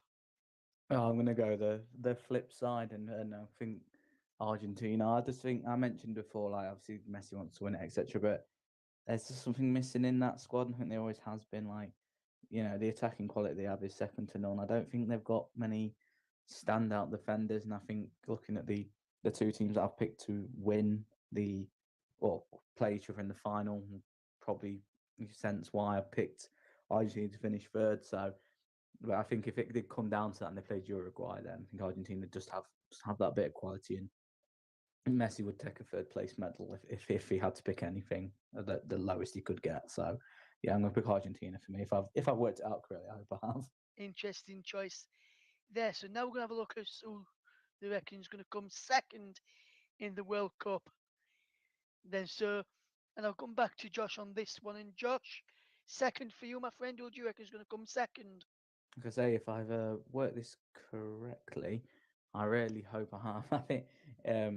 I think France. I think there's all that talk about the curse of if you win the World Cup, the last World Cup, you don't get out of the group, but they've surely got to book that trend. And after that disappointing Euro campaign as well, like I was good. I got them in the sweepstake last year, in the Euros, and I really thought, oh, I'll win some money here. And then they obviously went out the way they did. So, but I don't think that'll happen this year. I think, like I say, you've got a Ballon d'Or winner in Benzema, you've got Mbappe. Big plus that Varane's fit again. Obviously in time, obviously didn't play for Man U. So, and the only thing I think they're lacking, France, and it might cost them a bit, is the midfield. Obviously, no Kante, no Pogba. Maybe a bit of a makeshift midfield, if you will. There's obviously names that we'll all know, but not really names that probably be the first on Deschamps' team sheet. So then there's obviously the talk if Zidane's going to take over. That don't cloud them, but I do think they've just got that quality. You've got Mbappe, who him and Erling Haaland are going to probably be the ones who take over the baton of Ronaldo and Messi. So, and then I say Karim Benzema, who's somehow rediscovered that form, powered past his peak. So, yeah, I think they've just got enough, but I think they'll fall short. Interesting choice there from Josh. So, Chris, who would you have to come second in your for you in the World Cup this winter? Who do you reckon is going to come runners up? France. France. I'm the same as Josh in terms of I have them not comfortably, but I would very much predict them to get to the final via the route that I expect them to. Josh mentioned there about the world, the champions going out in the group stages. It's one of the weirdest trends I've ever seen in sport, to be honest, in terms of a champion going out at the first hurdle. It's such a strange one. I'm trying to figure out of the three as well, which was the strangest out of Italy, Spain, and Germany. But I look at France and I think similarly on the midfield, it's very young midfield, isn't it? Because you've got Chouameni, you've got Camavinga, good players. Absolutely, they're good players, but is the experience there? For example, with no Pogba, no Kante, Rabiot, he's had an improved season at Juventus, but again, I just think there's always been something lacking there with Adrian Rabiot, really. So that's where I can see them falling down, but I do very much expect them to reach the final, which plays into my Mbappe top scorer prediction as well. And I think it'll be a very exciting final, absolutely. But yeah, you already know who my winners are. Yes, very interesting stuff there. So you've seen who they both reckon is going to come second in the World Cup. So we'll come back to Chris now and just say to Chris, for the World Cup, who do you reckon is going to win it? I genuinely think there is a very, very good chance that Lionel Messi could have the ultimate fairy tale. I really do, because Argentina as well, long unbeaten run. That is something that has to be considered as well.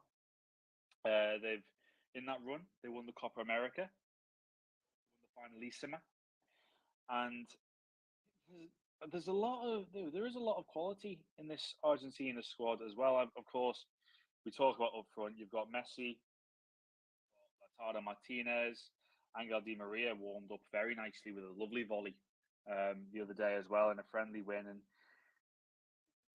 you look at this Argentina squad as a whole, even from the back to front, you've got Martinez, who's a relatively newcomer to the international game, but he has now done well. Firstly, in a brief spell, he had at Arsenal towards the end of the COVID season, then at Aston Villa, where he's only gone from strength to strength. And then Romero and Otamendi. Otamendi maybe didn't have the best of times towards the end of his Manchester City career, but he's really reinvented himself at Benfica. Romero has got a lot of plaudits at Tottenham. And then the midfield, Paredes, De Paul, McAllister, Palacios as well. It is, there's a lot of quality there. There really, really is. And even the players I'm not mentioning so far, like Julian Alvarez, he's done really well in recent weeks when he's coming from Manchester City. And we're starting to see why they invested so heavily in him from River Plate as well. And for Argentina as a whole, and sometimes you feel like the stars align for certain things. And if my maths are correct or my predictions are correct, I feel like I know who Josh is going to predict it. And I think the team that he predicts has a lot of quality throughout. And I do genuinely think the predicted semi-final is, again, just a toss of a coin in terms of who wins it, because there's some players that Josh is inevitably going to mention I can't wait to watch at this World Cup. But I am going to go for Argentina, and I am going to go for Messi to get his ultimate prize. Interesting pick there from Chris, and a fantastic choice as well. You'll have to wait and see who I pick towards the end of this preview show this evening. But let's see who Josh has picked for his winner for the World Cup. And Josh, who's your winner for the World Cup this winter? Yeah, I think it's the only one team that we've been talking for 35 minutes that no one has mentioned at the moment, and that's Brazil.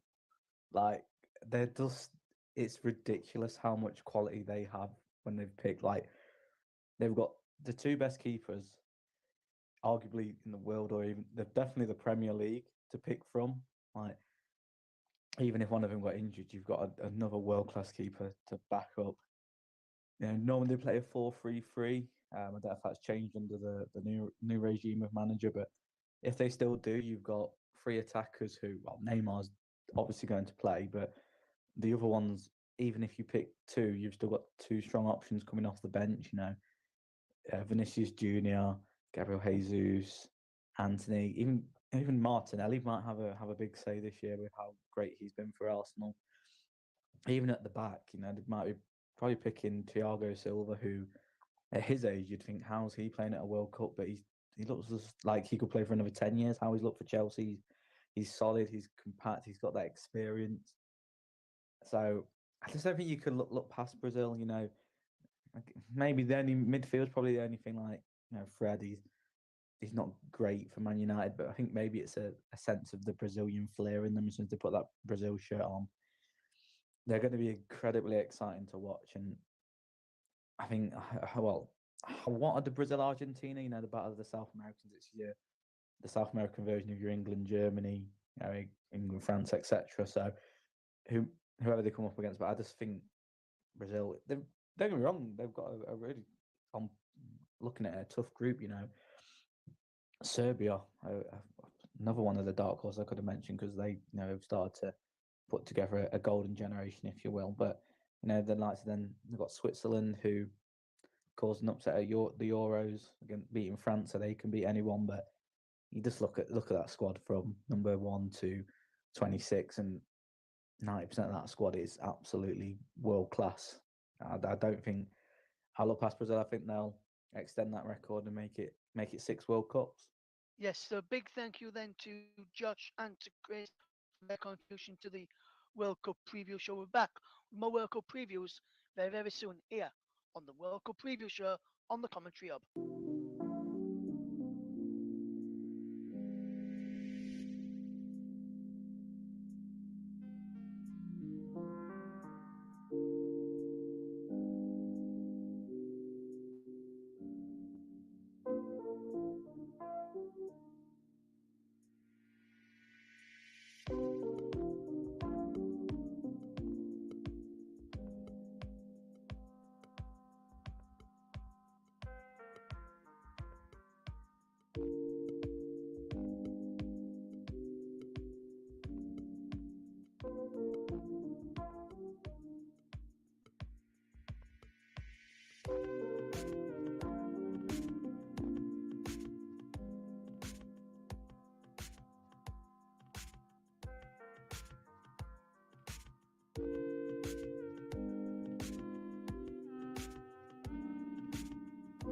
You are listening to the World Cup preview on the Commentary Hub. Welcome to the next part of the World Cup preview show, and I'm delighted to welcome Chris from Leicester Till I Die TV with us for this part of the preview. How are you doing, Chris? You okay?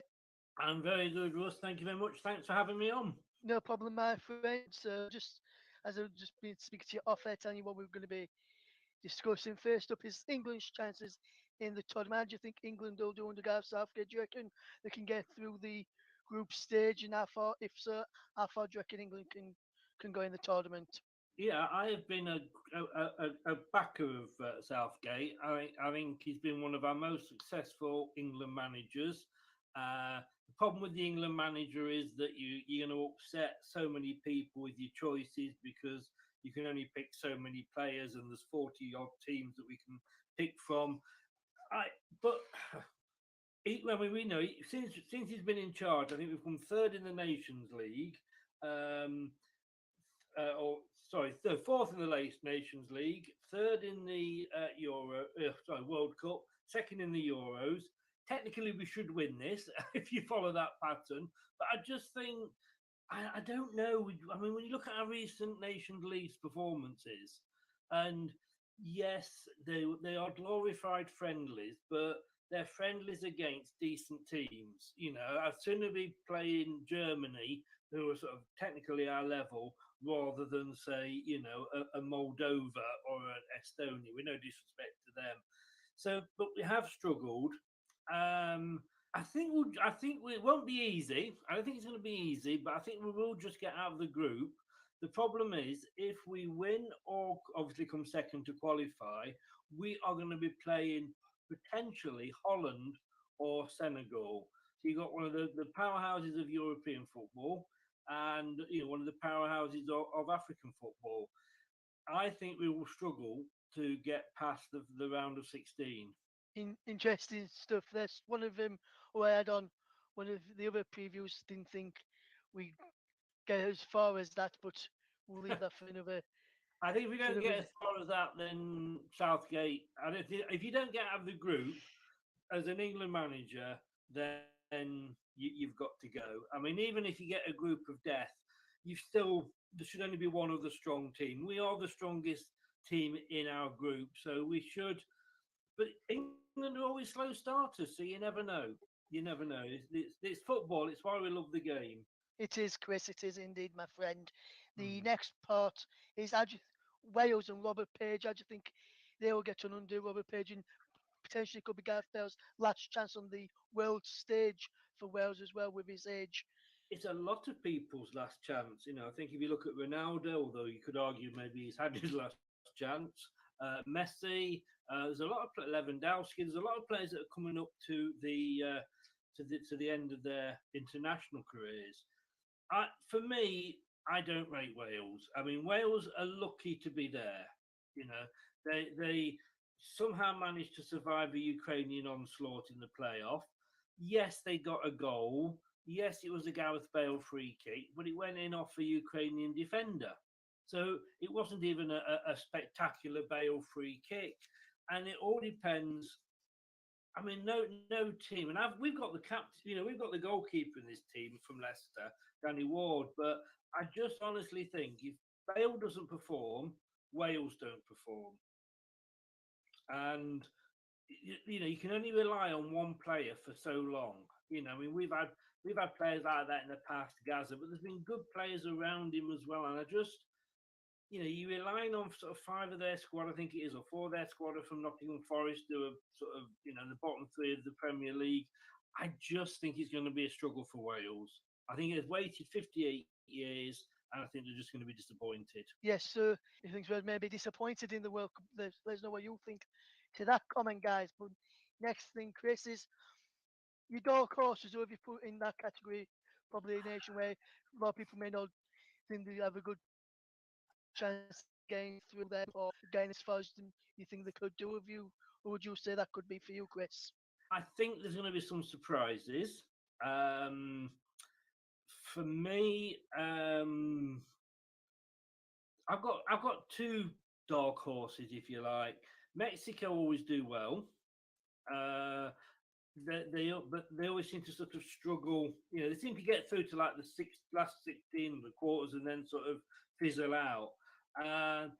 Belgium, this is their last chance. It's their golden generation, like when we had Beck and all of those under Sven. So I think Belgium could be the dark horse, and all this sort of thing. Well, it's going to be hot out there, and the teams it's going to favour the African or the Asian teams or the South American teams. It's supposed to be air-conditioned stadium, so it shouldn't really have that much effect. And when you come to think how many of the players from South America, from Africa, are actually playing in Europe, so they'd probably prefer it to be raining. But yeah, Belgium. I'm a little bit biased here because we've got 4 Leicester players in the Belgium squad, so I'm a little bit, or 3 is it? I'm a little bit biased, but I could see Belgium. If they don't do it this time, then I think, as they like with Sven and England, that they won't do it. But yeah, and a little outside bet on Belgium for me. Interesting pick there for Chris, especially with some of the Leicester players on show for Belgium in the World Cup, with Chris being a Leicester City fan, from as you could guess from the channel he was representing today. The next question then, Chris, is the Golden Boot winner, and how many goals do you think he could get? There's likes of Ronaldo, Messi, Neymar, Kane, Son on show as well, from some of the players from world football as well, and Rafinha as well. And who do you Some think big is going to names get the in Golden there. Boot? Yeah, there's some big names in there, and I'm going to struggle to say how many goals, but because I think quite a few of these games will go to penalties as well, and I think Kane for me. he's one of those players. I hate it when he plays for Spurs, and I mean that in the nicest possible way, if that's possible. But he always scores a hatful against Leicester, so I don't like him for that. But he's always a slow starter, you know. And you know, I know he got in the last World Cup, but if you look at the Euros, it was Sterling who was getting the goals in the early games. So I'm not sure about Kane. Messi, I mean, it would be lovely to see a little guy do something, wouldn't it? And if he doesn't win the actual tournament, get the golden boot. Lewandowski could be passed. I hope Ronaldo doesn't. I want Ronaldo to sink and burn, to be honest with you. The guy is an arrogant player. You know, maybe we don't see it with Messi because we don't see his interviews, but they do seem sort of poles apart. I mean, all Man United fans are getting fed up with him. It would be justice, I think, if he got injured in his opening game and was ruled out for the rest of the World Cup. For me, I have a sneaky feeling for Kylian Mbappe at France. I mean, he's on fire. He's got 20 goals in 22 games for PSG. And yeah, I know you say, well, he plays for PSG. Look at them, you know, they haven't got much competition in France. And look at the team he plays in. But then look at the French team. You know, he's probably given more freedom than a lot of, apart from Messi, probably a lot of strikers there. And I think, you know, I just got a feeling. I think France, I mean, the holders, so will they suffer with the old, you know, tag of you know, and struggle this term? But yeah, I've got a sneaky feeling for Mbappe that he could do it for me. Yes, and so your final part of the question then, Chris, is your top four. So first of all, that's for you. Who do you reckon is going to finish fourth in this Winter World Cup for you, Chris? The funny thing, I mean, it obviously that's a hard prediction because it depends sort of who meets who on the way. I'm gonna go for Mexico to get fourth. I have a soft spot for Mexico, and I think this could be their year when they'll just miss out because there are better teams, but I think Mexico possibly fourth. Yes. So, and who would you pick in the third pick for your third one, Chris? Who do you reckon will come third and finish and beat Mexico in the third place playoff? Let us. I have again a sneaky feeling that Spain might do it, but I'm actually going to go for France. I think France will get to third, and they'll just fail at the, you know, again at the last hurdle, if you like. Yes. So those are your third and fourth. Then, so who do you reckon is going to come second in the World Cup final, Chris? For you, who do you reckon's going to come second? For me, it could be depending how it pans out an Argentina Brazil final. So it's which one of those is going to win it. Everybody's favourite is Brazil. They're the bookies' favourites, but I'm going to go for Brazil second. Yes, sir. And who would you have as your winners then, Chris? Who do you reckon will fetch the trophy back home?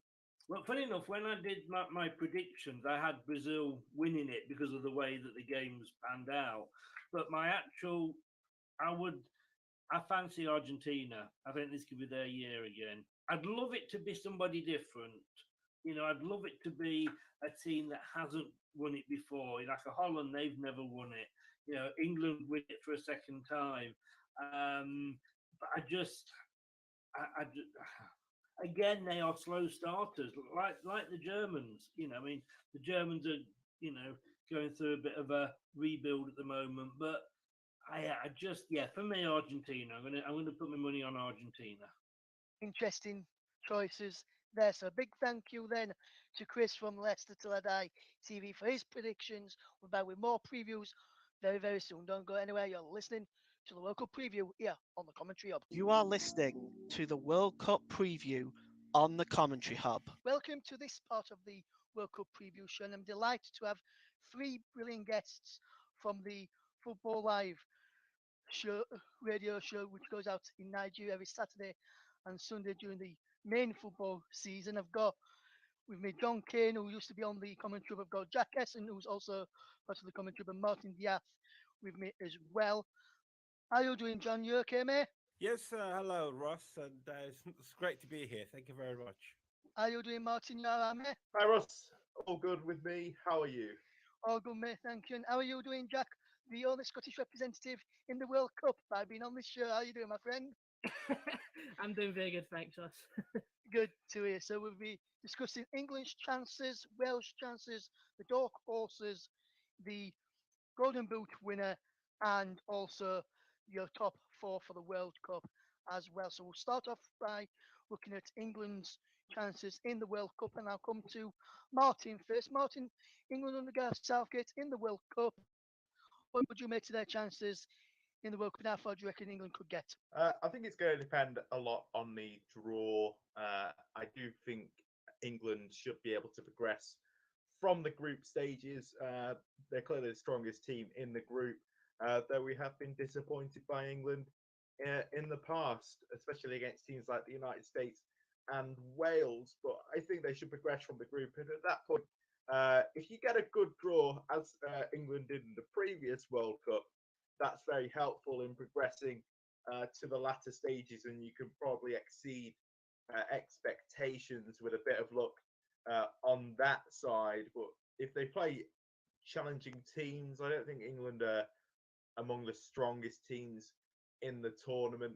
I've never been a big fan of Gareth Southgate, in all honesty, and his ability to navigate tournaments with England. So, no, if they get a good draw, I think they'll make it to the latter stages. But if they get a big team early on, I could see England crashing out around the first knockout round. I think it's going to depend a lot on that element of luck, really.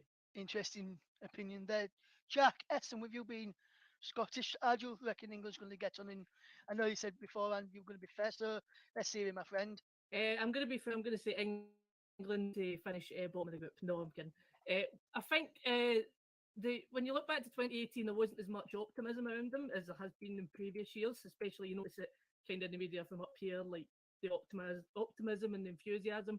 And they got to the semi-final. I thought they were good to get to the semi-final. They got to the final of the Euros last year. So really, when you look at that progression, you can't see them doing anything else than be consistent again at another World Cup. What that means, though, and again, as Martin said, it's all about really your luck, about who you get, about when you face who, really. And I think that will come into it. I think they'll definitely top the group, even though there's some tough teams in there. USA have great players. Wales have great players. Iran, I think, are a bit of an unknown element, which makes them probably more dangerous as well when you take that into account. But that's the first game, so that'll get out of the way. Yeah, I've got them down as quarterfinals. I think they'll get to the quarterfinals, and then from there it depends who they get. If they get a team that are better than them, like a Brazil or a France, then I think that might be it for them. But if they get a bit of luck, if the groups work out the way that they might, then they might get a more favourable draw in the quarterfinal, and then you get to the semis, and then it really takes care of itself from there. Interesting opinion there from Jack. What about you, John Kane? How do you reckon England's going to go on in the World Cup under Southgate? Well, I don't want to disappoint everyone here, but actually, I don't think they will progress from the group stages. And the reason being for that is because Iran are a very physical side, and I've seen them quite a few times in their qualification rounds and some of their friendlies. They're actually a very good team. The USA likewise, and I actually think Wales will top that group, believe it or not. I'm not saying this, I'm supporting England for all that, but I'm just looking at the squad that England have. And that squad is literally not good enough. It's full of right backs, not a lot of central defenders. The holding midfielders, literally one is gone, is going to cause problems for the whole team.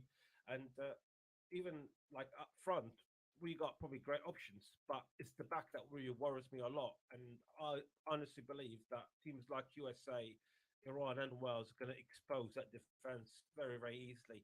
These defenders that we got at the moment, with all due respect to Harry Maguire and John Stones, John Stones hardly get any games at the moment, but Harry Maguire has been absolutely abysmal playing for club. And likewise it's going to be for country in the big stage for the World Cup. I think Gareth Southgate, I agree with Martin. I haven't got confidence in the guy at all, and I was hoping that with the rumours going on that he'd been replaced by Thomas Tuchel and get probably different set of players that would give England the best chance, because the whole tournament, you look at so many countries around, like teams like Spain, etc., and even France, they're not at their best, and it would have been England's best chance to get the World Cup or be the best top European team in the World Cup. But honestly, I can't see at the moment with the squad that we got and definitely with the manager that England have at the moment. Yes, an interesting prediction there from John King, to say the least, for England in the World Cup. So we'll move on and discuss about Wales this time, and we'll go to you first on this one, John. You alluded to Wales in your England one, thinking that you said they'll top the group, and how far do you reckon Wales will get in the group then, my friend? I think, obviously, like I said, I think they will top the group, but I don't think they will go further in the quarterfinals. They will go through the last 16 and get it based on what the draw they will get. But I think they'll be coming with confidence. But again, the Welsh squad is not haven't got so much depth in that squad. Yes, they have got 23 players, but the main players, we're talking about 8, 9 maximum, who are actually really, really world class players. But so I don't, because of that, I can't see them going further than the quarterfinals. Interesting prediction there for Wales. Martin, what about you for Wales and Rob Page? And is potentially could be Gareth Bale's last big European tournament on the world stage as well. Where do you see Wales and Rob Page's side doing in the tournament? I think in the group stage, it's a little bit of a toss up for me between Wales and the USA. One of those teams likely to progress at the other's expense, with England topping the group. Wales, they do have that team spirit that can carry them through games that they maybe don't have the on paper the talent that you would need to win those games, but they sometimes can find a way. They're a bit of a unpredictable team, Wales, and I can see them progressing from the group, even though the United States team is probably stronger on paper. So I think perhaps first knockout round for Wales, and I don't think that would be a bad run in the World Cup for them, given the quality of the team. Interesting prediction there from Martin regarding Wales. Very knowledgeable from Martin as well, and also from John earlier on as well. Also, let's see what Jack has got to say about Wales and see whether I think he's very knowledgeable as well. Jack, what do you think for Wales and Rob Page in the World Cup? I think Wales will go out in the group stage. I think the USA have a stronger team. If the USA live up to the players that they've got, I think they will finish second in that group alongside England, Wales. But then I think the three of them, it is going to be a bit of a dogfight for that second spot. I think Wales will feel like that they're up for it. I think they'll, as they talk about the passion that they've got, and they've progressed in the previous 2 Euros as well, so you can't really take that away from them. I think Iran will feel like they've got a point to prove and try and get that second place spot. So the three of them, I think, will think that it is right up for it. And if you think England as well, if England have any slip ups there, I think the full group is an open group. I think though, in terms of squad quality, I would say it would be USA to finish second ahead of Wales, and I would have Wales then to finish third behind in front of Iran. An interesting choice there from Jack as well. So we'll look at some of the who you think could be dark horses, some nations who will not get normally get overlooked in the normal media, and then see what you think could be potential dark horses in the World Cup. Martin, who have you put down in your dark horses range for the World Cup, my friend? I think Poland have an outside chance at this tournament. You've got the quality there of Robert Lewandowski, of course, probably the best striker in world football over the last few years. But there's a surprising amount of quality throughout the squad. I'm not sure if people appreciate the quality in the Poland's squad. Wojciech Szczęsny, Obviously, a very experienced goalkeeper. First choice for Juventus.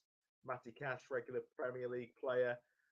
Piotr Zielinski, obviously playing very, very well at Napoli in Italy at the moment. So, there's this selection of players there that all have a lot of quality, and I think that could see Poland progress, especially when you take into account they've got this mix of experience and some of these younger players that have got a bit of energy as well. So, it's a squad with a lot of guile and a surprising amount of quality. So, Poland, for me, have a good chance of doing well in the tournament. Yes, and Jack, for you, would you agree with Poland there, or have you got some other nations who you would have as your dark horses? I don't know if you would define them as dark horses, but I think, and I have been having a good feeling about Belgium in this tournament. I think they're kind of going through the same situation that Croatia was in 4 years ago, where a lot of the bright talents of the past 10 years are now coming into that point where it might be the final World Cup. And I think same with Croatia in 2018, you might see a situation where they really want to try and push to get as far as they can up to the final. You look at the quality they've got. They've obviously got Kevin De Bruyne in the midfield, along with Yuri Tielemans, who's coming into form for Leicester. And then up front as well, you've still got Romelu Lukaku, who's got a consistent goal scorer for the national team. Eden Hazard, most likely, his final World Cup. I think defensively they're weaker, and I think that's where that they will get let down is in the defence side, especially when they come up against the stronger teams. But when you look at how long the odds are as well to actually win the World Cup, and then you look at the fact that they're second ranked in the world, I do feel like they are the main dark horse of this World Cup coming up. Yes, thank you there, Jack Essen.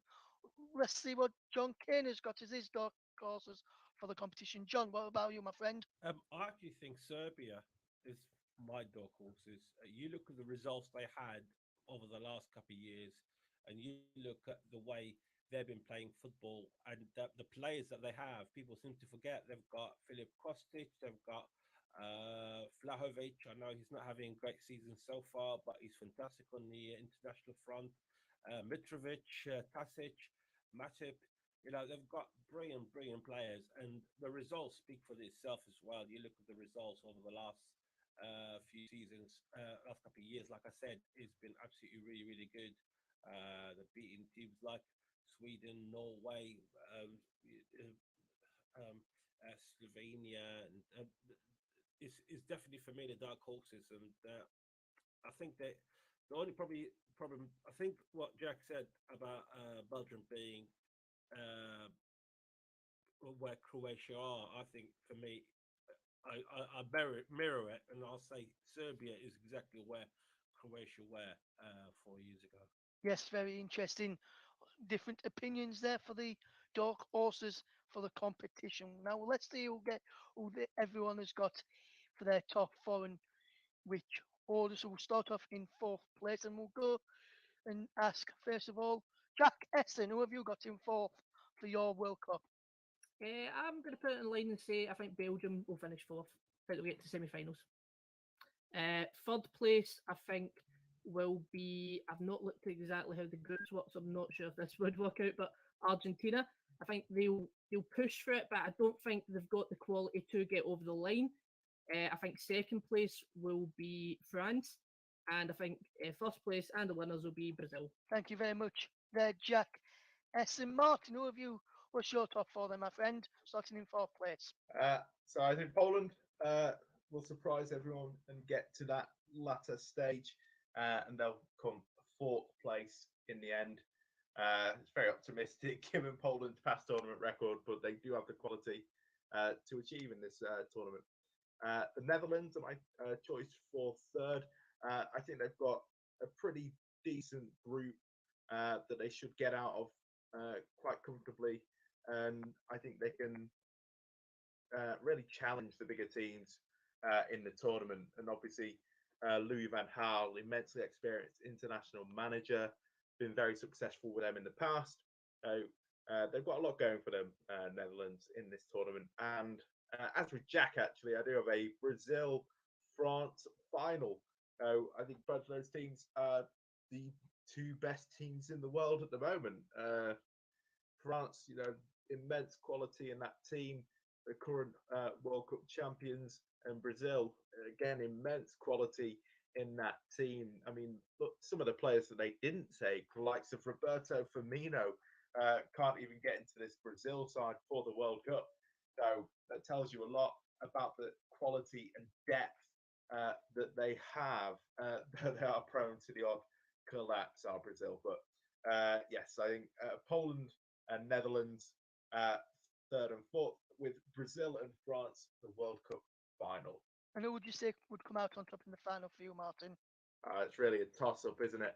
I think, just to go different to Jack, Brazil have more vulnerabilities than France, and France would be able to take advantage of Brazil and hit a few goals past them as well. I think it would be a high-scoring final if it went ahead, something like 5-2 to France. Interesting one there.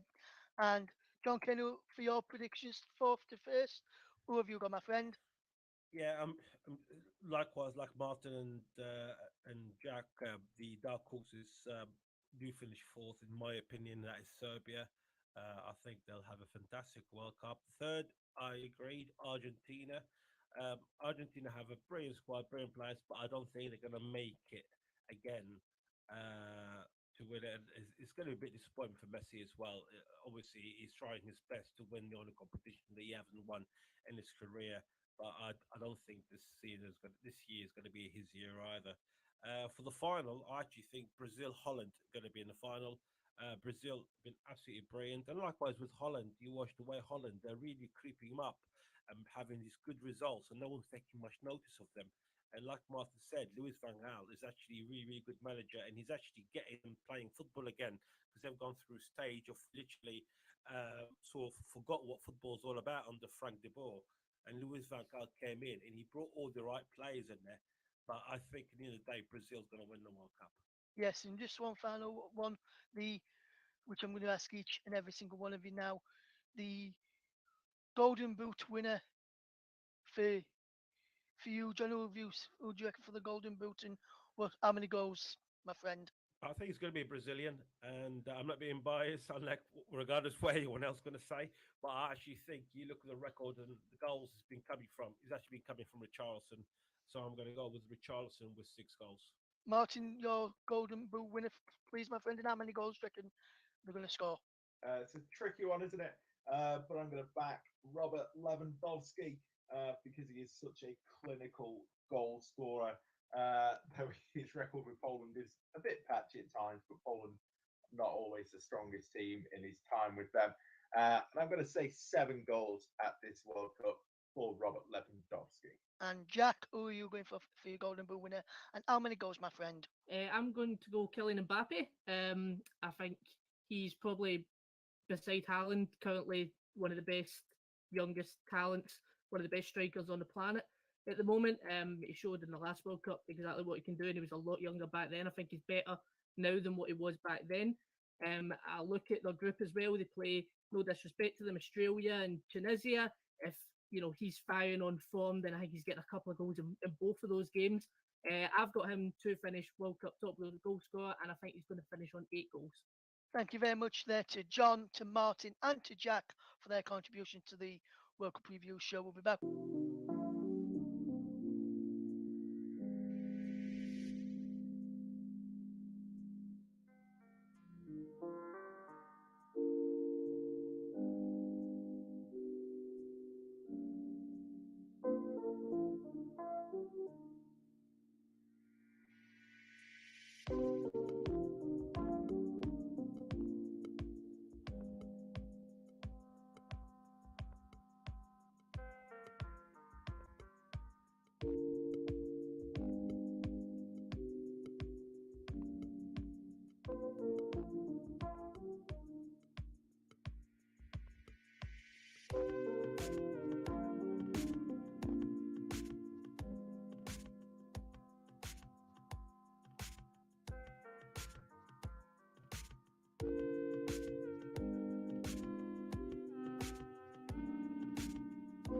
You are listening to the World Cup preview on the commentary hub. Now you've heard from everybody else with their predictions. Now it's time for me to give my predictions for the World Cup. So for me, for England, I think England will get out of the group. I think they'll be the group winners. I think a lot of people have been talking about some of the squad selection for England and some of the selections I don't agree with, which I said when I first saw the squad get announced for the World Cup way back when it was the first announced for the World Cup. And for me, there's just a few players which have got the squad for the World Cup. And for me, I wouldn't have some of the players which have been called up in the England squad by Gareth Southgate, likes of Harry Maguire.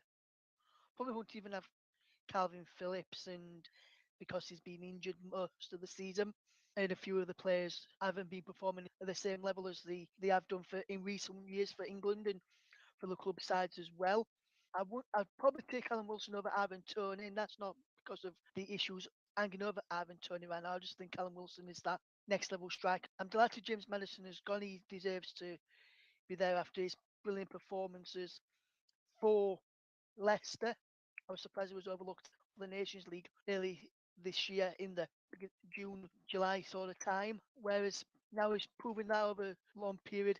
Southgate will still have his favourites, as some people will say, likes of Aaron Maguire still going every single week, single tournament England plays or in semi England squad. John Stones has done well for England, but for me, I don't think he's at a level of consistency that England may need. I can see why Eric Dyer has been chosen as one of the defenders because of his he can play in that back three and he's got leadership qualities in that in the back three. You can see that when he plays for Tottenham, in my opinion. Some may disagree with that. Let me know if you do. But for me, for England, good squad overall. Just two or three I probably wouldn't have picked. Probably wouldn't have picked Luke Shaw either because he's not been playing much regular first team football. Then again, when you look at the left back spot, he's the only viable option that we've got out there at the minute because of injuries to Ben Chilwell and other potential left backs that we could call upon. So I can understand why Southgate has chosen Luke Shaw to play that role. Because you will more have Trent Alexander-Arnold at right back when he's been out of form for Liverpool, and put Trent at left back. Yes, I know Trent's done well there, but we really have that 1-1 that there for England because Trippier, for me, deserves to start on that right hand side. I think England will go out to the group. I think they'll go out to the group winners, and I think they'll go quite far in the competition.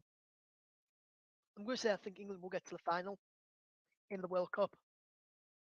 Do I think he's coming home? You'll have to wait till towards the end of this program, well, this part of the program, to find out if I think England will win the World Cup. But for me, England will get to the final under Gareth Southgate for me, with the talent of players that we've got, like Grealish, Sterling, Kane, Mount, Foden, James Maddison as well. Those one players will help us get there. And the Rice and Phillips factor, since Phillips is going, will work and will help England defensively, in my opinion. They work together and work quite well. I probably would have Madison with them in the midfield, and the midfield three starting for me. And then I probably have Foden, Sterling, with Kane up front, and maybe Grealish coming off of the bench to impact games. Same with Jude Bellingham and probably Gallagher for me. As for Wales, on the other hand, under Rob Page, got to agree with what one of my previous guests said. Chris got to look back at the work that Gary Speed did for Wales. Brilliant job, and Ryan Giggs came in, continued to do similar sort of things.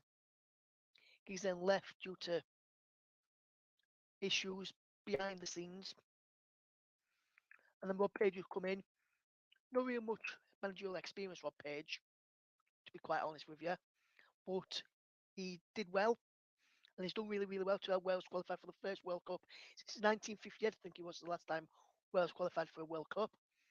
And I think, for me, Wales will go out of the group with England in second. I think they'll just beat USA to that second spot. I think Gareth Bale and Aaron Ramsey will help him just over the line, along with Kiefer Moore as well, that physical presence that he brings to the Welsh team, as you see that he does week in, week out for Bournemouth in the Premier League as well. I think Wales will get out to the group stage, but I think they'll follow the round of 16 hurdle. I think that's where Wales's run will come to an end. But I think Wales fans, whatever happens this tournament, their fans, the players, the management will be very proud of the achievements that they get, considering it's the first World Cup since 1958. My dark horses for the competition, I think there's could be a couple of dark horses. One which you may not think are dark horses. Some may say they are dark horses, but for me, I think Belgium.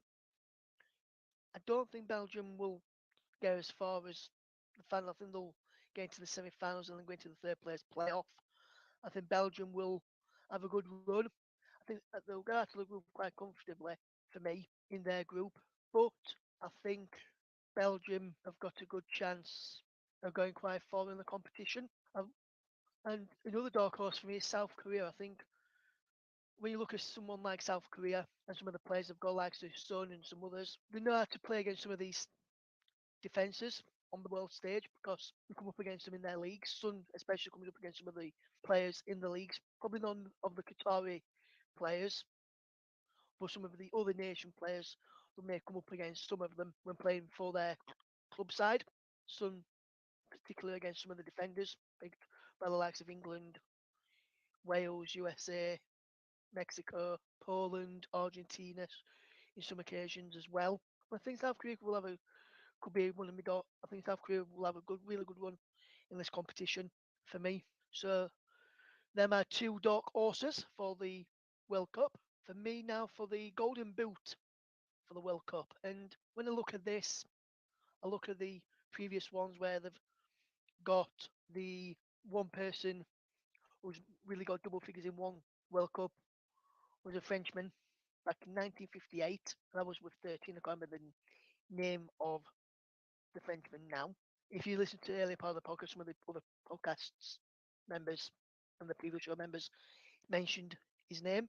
I can't remember it right now. Miroslav Klose of Germany, over a number of World Cups, leading goals overall, leading goal scorer with 16 goals in the World Cup. But 13 is probably around in a single World Cup players seem to score around there or thereabouts. For me, I'm going to pick Kylian Mbappe or probably go for Harry Kane to be the Golden Boot winner. And I'll probably say around about 7 goals for Harry Kane for the World Cup in the World Cup. And I think he'll probably get probably 3, maybe 4 of those in the opening game against Iran on Monday. So we'll have to wait and see on that one. Now it's come to the part of the preview where on the previous show where you want to know my predictions for the World Cup, my top 4. In fourth and just missing out of a third place team and missing out on a place in the final, I'm going to put Spain in that bracket. I think they'll lose out in the semi-finals, but then I think they'll lose out in the third place playoff as well. I think, yes, Spain have got a good squad, but I think a lot of their players will have a lot of egos. Have got a lot of egos in them, and I don't think their squad is good enough, in my opinion, to finish anywhere higher than fourth. So I'm going to put Spain in fourth. And my third place team is going to be the other losing semi-finalist, and I'm going to put Belgium in third. I think Belgium have got some good players in the squad, but I think they can just beat Spain in a one-off game. You see now they've done in recent years when they've played in one-off games against certain countries and they've just shown that extra quality. And I think Spain struggle when they've come up against teams that's got that extra bit of quality about them. So for me, I think Belgium will come third. Now it's time for me to come to a final and for the final. And my final 2, and I'm going to go with my second one first. And I think it's going to be another heartbreak for Gareth Southgate and England. I think they'll just miss out in the final again, like they did in Euro 2020.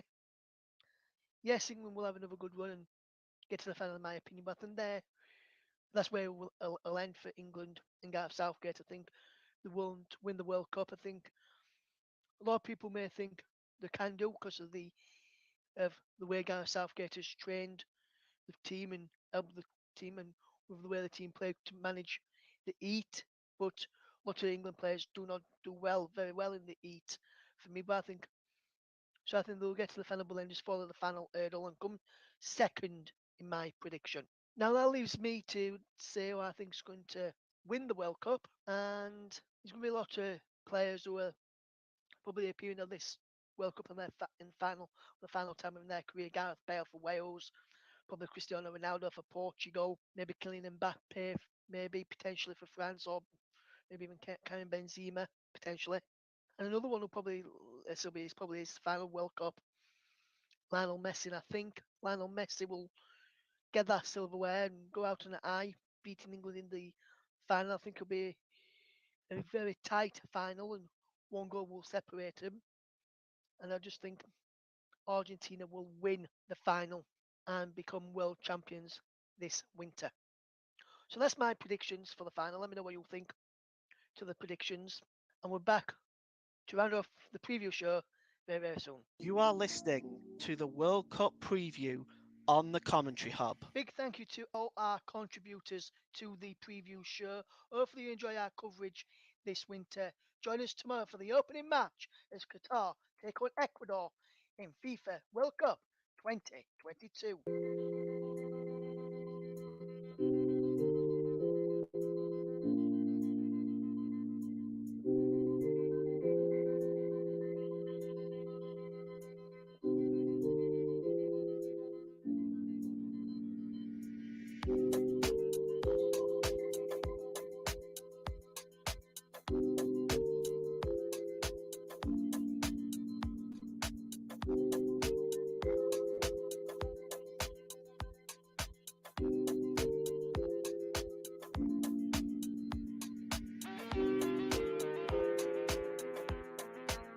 Thanks for listening to the World Cup preview on the Commentary Hub. Enjoy our coverage of the World Cup this winter.